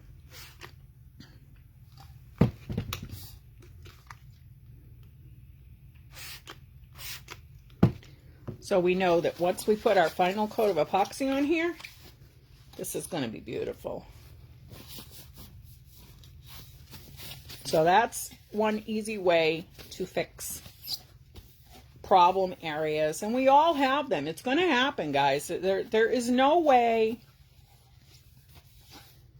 This cup was a blast to make, and it was really quick. I used tumbler tape, and it was absolutely a joy, and I thoroughly enjoyed it, and I think I did it in about 2 hours. So much fun. Tumbler tape is my one of my favoriteest things ever. I'm going to move you guys down. I probably look a hot mess, but I'm going to move you guys down. Turn the camera back. Turn the camera back. Hello, camera. Hey. Sorry, I'm a mess. And I turned you back around again so you can see my messy desk. There. Okay. Okay, so we covered a lot of stuff. The only other point that I want to make today, because next time we're going to do epoxy seal, we're going to do, it's been like almost 2.5 hours and we've been hanging out and stuff, and you guys just have a lot of information here to digest. Epoxy seal is awesome for putting on glitter. It's really good. If you don't want to do epoxy method, if you want to spray paint your cup, and like I said, a lot of people spray paint their cup.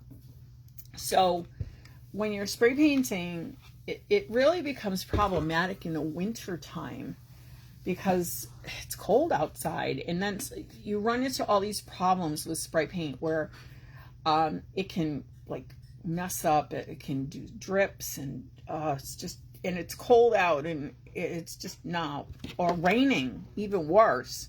So don't worry about, that stuff, because you're going to have epoxy seal, which is great. This is a vinyl sealer, and you can do so much with this.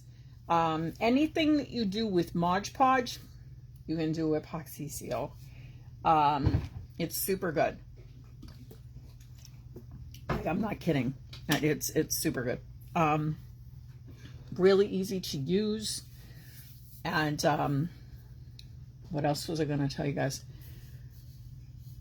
Okay, so this cup, which I've been working on, I want to just go over a sticky. I don't know why this happened. And again, I've been doing this for a while, but it happens to all of us at some point. And it could have been the humidity. It could have been a lot of different things. But I have, like, as I run my hand, because I always run my hand over my cups when I'm done, and I found that there's a couple, like, sticky. It's not sticky like, oh, my hand sticks and I can't get it up. It's just this, like, tacky, weird thing. It's generally from humidity, or if you're mixing, like, let's say 2 cups worth, 3 cups worth, which is a mistake when you're working with a fast set for the very first few times. Like, I mean, and it can take like a couple of months to really learn how to use it. You want to stir in between. You want to stir, actually, let's say you put some on and you're rubbing it on, you're rubbing it on, you're rubbing it on. Let's say like a minute has gone by. You actually want to stir it a little bit. Again, because by just sitting in a cup, it starts to settle. So that can cause tacky, sticky stuff. If the humidity is off, if it's raining, if it's too cold, it again can cause sticky. You'll get sticky cups from cold, particularly, because fast sets need heat in order to work properly. So a room that's like 70 to 72 is perfect.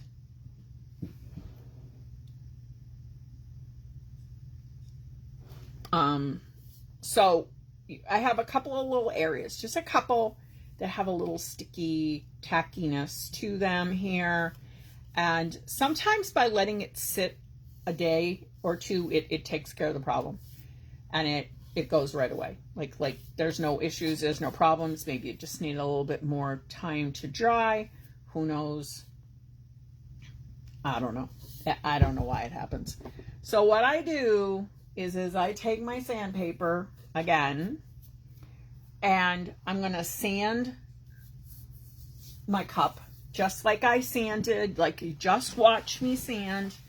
But what I want to do is I want to make sure that, so I'm going to, now when you have a sticky, tacky bit, and let's say you wipe it with alcohol, it's going to stay sticky. It's going to, just for a few minutes. It's like it has to dry. So don't just go touching it and going, oh yeah, it's sticky. Oh no, it's not sticky anymore. Yeah, okay. You have to let it dry really well. So I'm going to say like 5 minutes. Well, if you're using 99 alcohol, wait 5 minutes, and then go back in and check it again. Go back in and check it again. Make sure that it's not tacky. It's not sticky. There's no, like, anything on there. You'll notice that it really makes a huge difference in your work. All right. Now, this is like one of my pride and joy cups. I'm so pleased with how it came out. And then I ended up with all kinds of issues and problems with it, because what I did was I took it off my turner. I have a covered turner, which I absolutely adore. Took it off my turner, and being the dummy that I am, I set it, you know, they were dry. Well, I want to say like 99.9%, but I needed my turner. So I was like, okay, well, I'll just take it off. And they have these nice little rods that unscrew, and there's a little thing in the back, and I put them up. And yeah. And then I realized the next day that it was covered with dust. So you will see all these little white, like, now that I've sanded it, see all these white dots on there? That is from dust. And boy, I gotta tell you, dust is your nemesis. Doesn't matter how clean you keep your house. Doesn't matter if you vacuum your vents, and I do recommend in the wintertime you do vacuum out your vents. Make sure your fan, if you have a ceiling fan in your room, make sure you clean your ceiling fan, which is one of the things that I have forgotten to do. Because, you know, you forget stuff. And so now I have all these dust spots in my cup, which was my final layer, and I thought, oh my God, this cup is great. I'm going to be able to get rid of it and deliver it. Nope. So now I have to put another coat on. All right. So I wiped it down. I sanded. I wiped it down. I'm not seeing any problems.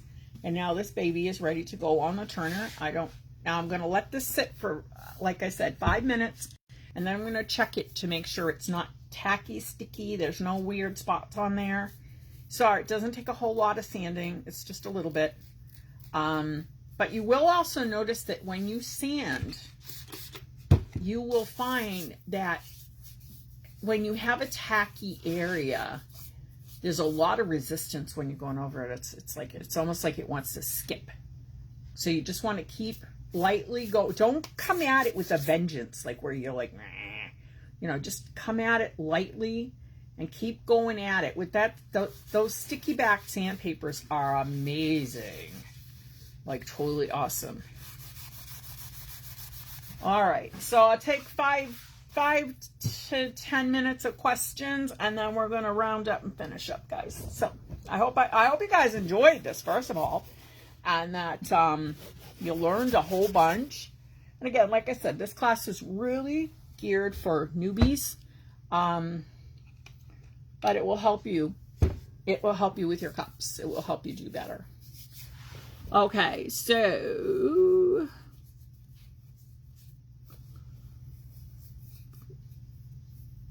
I will be doing a cup epoxy seal next week. Yes.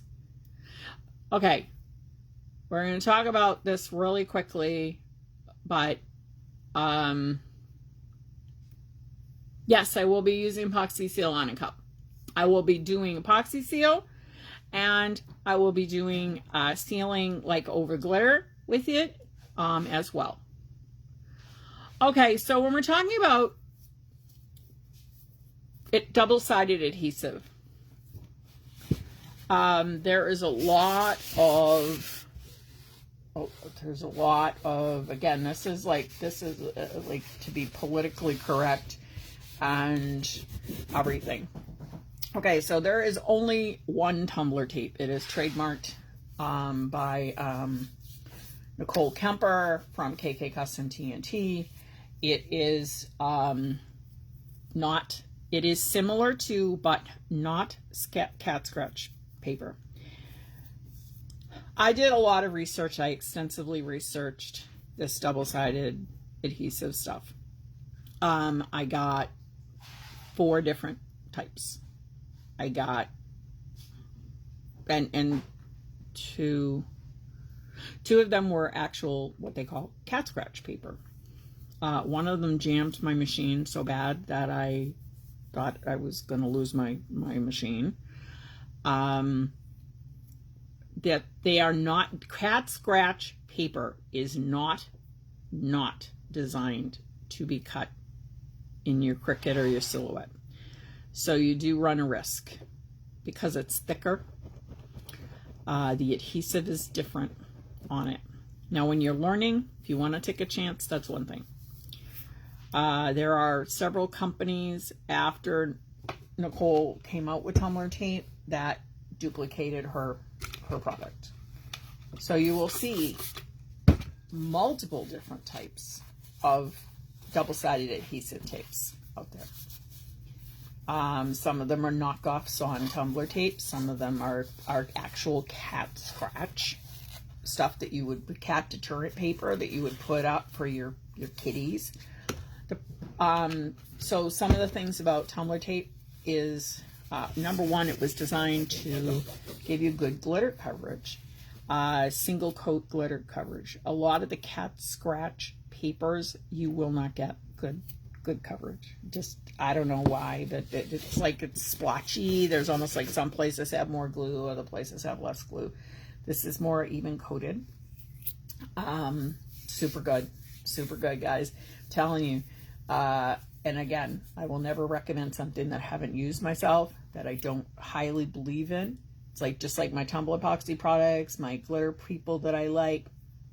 It's the same with the double-sided adhesive. I totally do. I just got this in, speaking of, which is, this is a tumbler tape starter kit, which I just got in, which is super cool. It comes with all kinds of cool, fun things in it. It comes with a mat, comes with a pack of tumbler tape, which is really cool. So these are big. So you're going to get two 20-ounce tumblers out of one of these sheets. So you get two for the price of one, basically. There's 10 sheets in package. Then she also gave you, like this starter kit is really freaking cool. Like, I'm not kidding. It's amazing. There's like glitter in there from Telebox Craft. There's finishing tape in here. There's all kinds of cool stuff. A burnishing mat, files, nifty stuff. There's, I think this is a, I haven't really looked at it. Yeah, this is a weeding pen. Really cool deal. So if you're interested, it's at kkkcustomtnt.com. You can use Kiri10 as a code. But that's the only double-sided adhesive tape that I will use, because I have used them. I have used multiple ones, and it gives me the best coverage you will ever find. I did this with tumbler tape. It is the best for precision cuts I've ever seen. I did this with tumbler tape.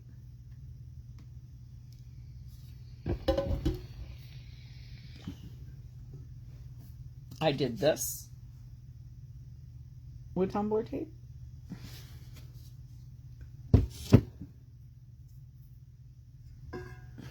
I did that. So that's it.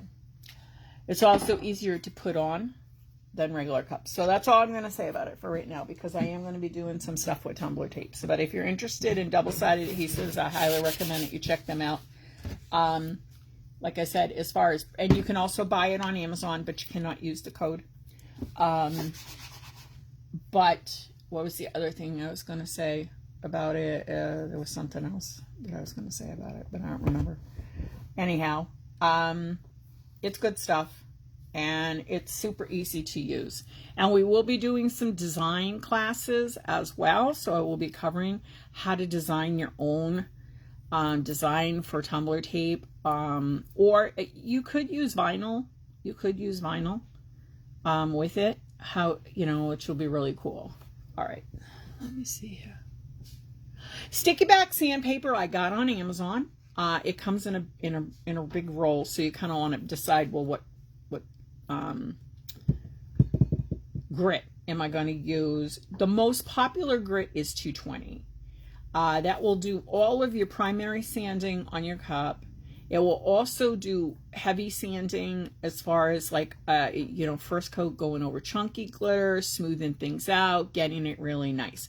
For finishing sanding, usually I use either 400 or 1000 grit.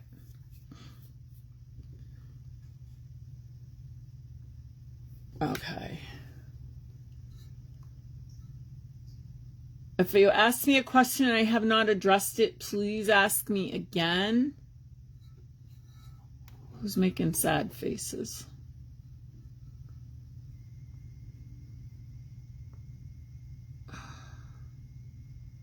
Mary, what's the problem?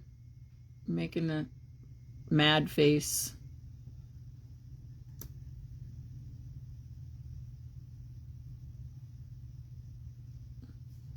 But honestly, like when you're doing, actually, have you ever done coloring with glitter?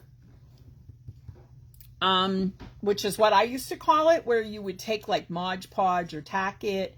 You would take vinyl first. Let me show you one. So this is one before I found tumbler tape that I started. And basically what I did was I cut vinyl. I cut my vinyl. And then what I did was I started coloring in, because like I really wanted my roses to be super red. So I painted them. I just used marker, which you can use. And then you come back in with a paintbrush and Mod Podge, or tack it over and over. And you hand paint in between the little black lines. And oh my God, it takes hours. Like I did a lot of them. I used to do all kinds of geometrics. I did tanagrams and Moroccan theme and all kinds of great stuff, and I thought it was the bomb diggity. I really did. I was like, oh my God, this is so cool. But it would just take hours and hours to do. And then I found tumbler tape, and it was like so fast. It just blew me away when I could do a whole cup. I did the tanagram live in, I believe, an hour. I think it was an hour to, maybe it might have been an hour and a half. And again, I'd done a tanagram before where I was just using like Mod Podge, and it took me, I don't know, it must have been four hours probably to go in, like all of them. Such a pain. And Mod Podge dries fast when you don't want it to, of course. And the other problem with using like adhesives, like Mod Podge or tack it or in between, is that you run the chance of kind of spilling over and getting some on the sides. So yeah, it's like so much better using the adhesive. But anyhow, I'll talk for hours about double-sided adhesive because I love this stuff. So Amazon for the sticky paper, and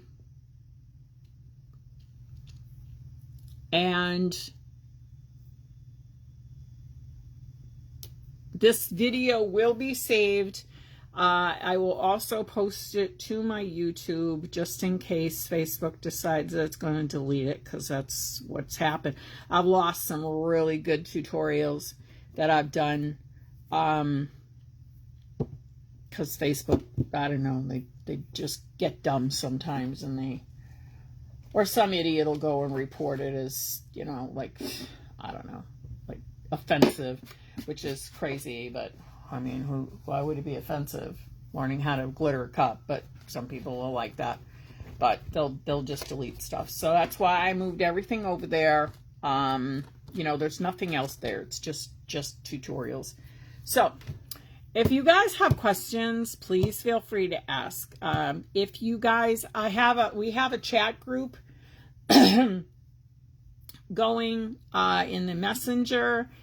If you are not a part of that and you want to be a part of that, you may join that. I believe from the main page, and if you can't find it, let me know and I will send you an invitation. So anyhow, I will be back next week and we will be doing more awesomeness. So thank you so much, guys. Happy crafting. I hope you had a good time. Let me know.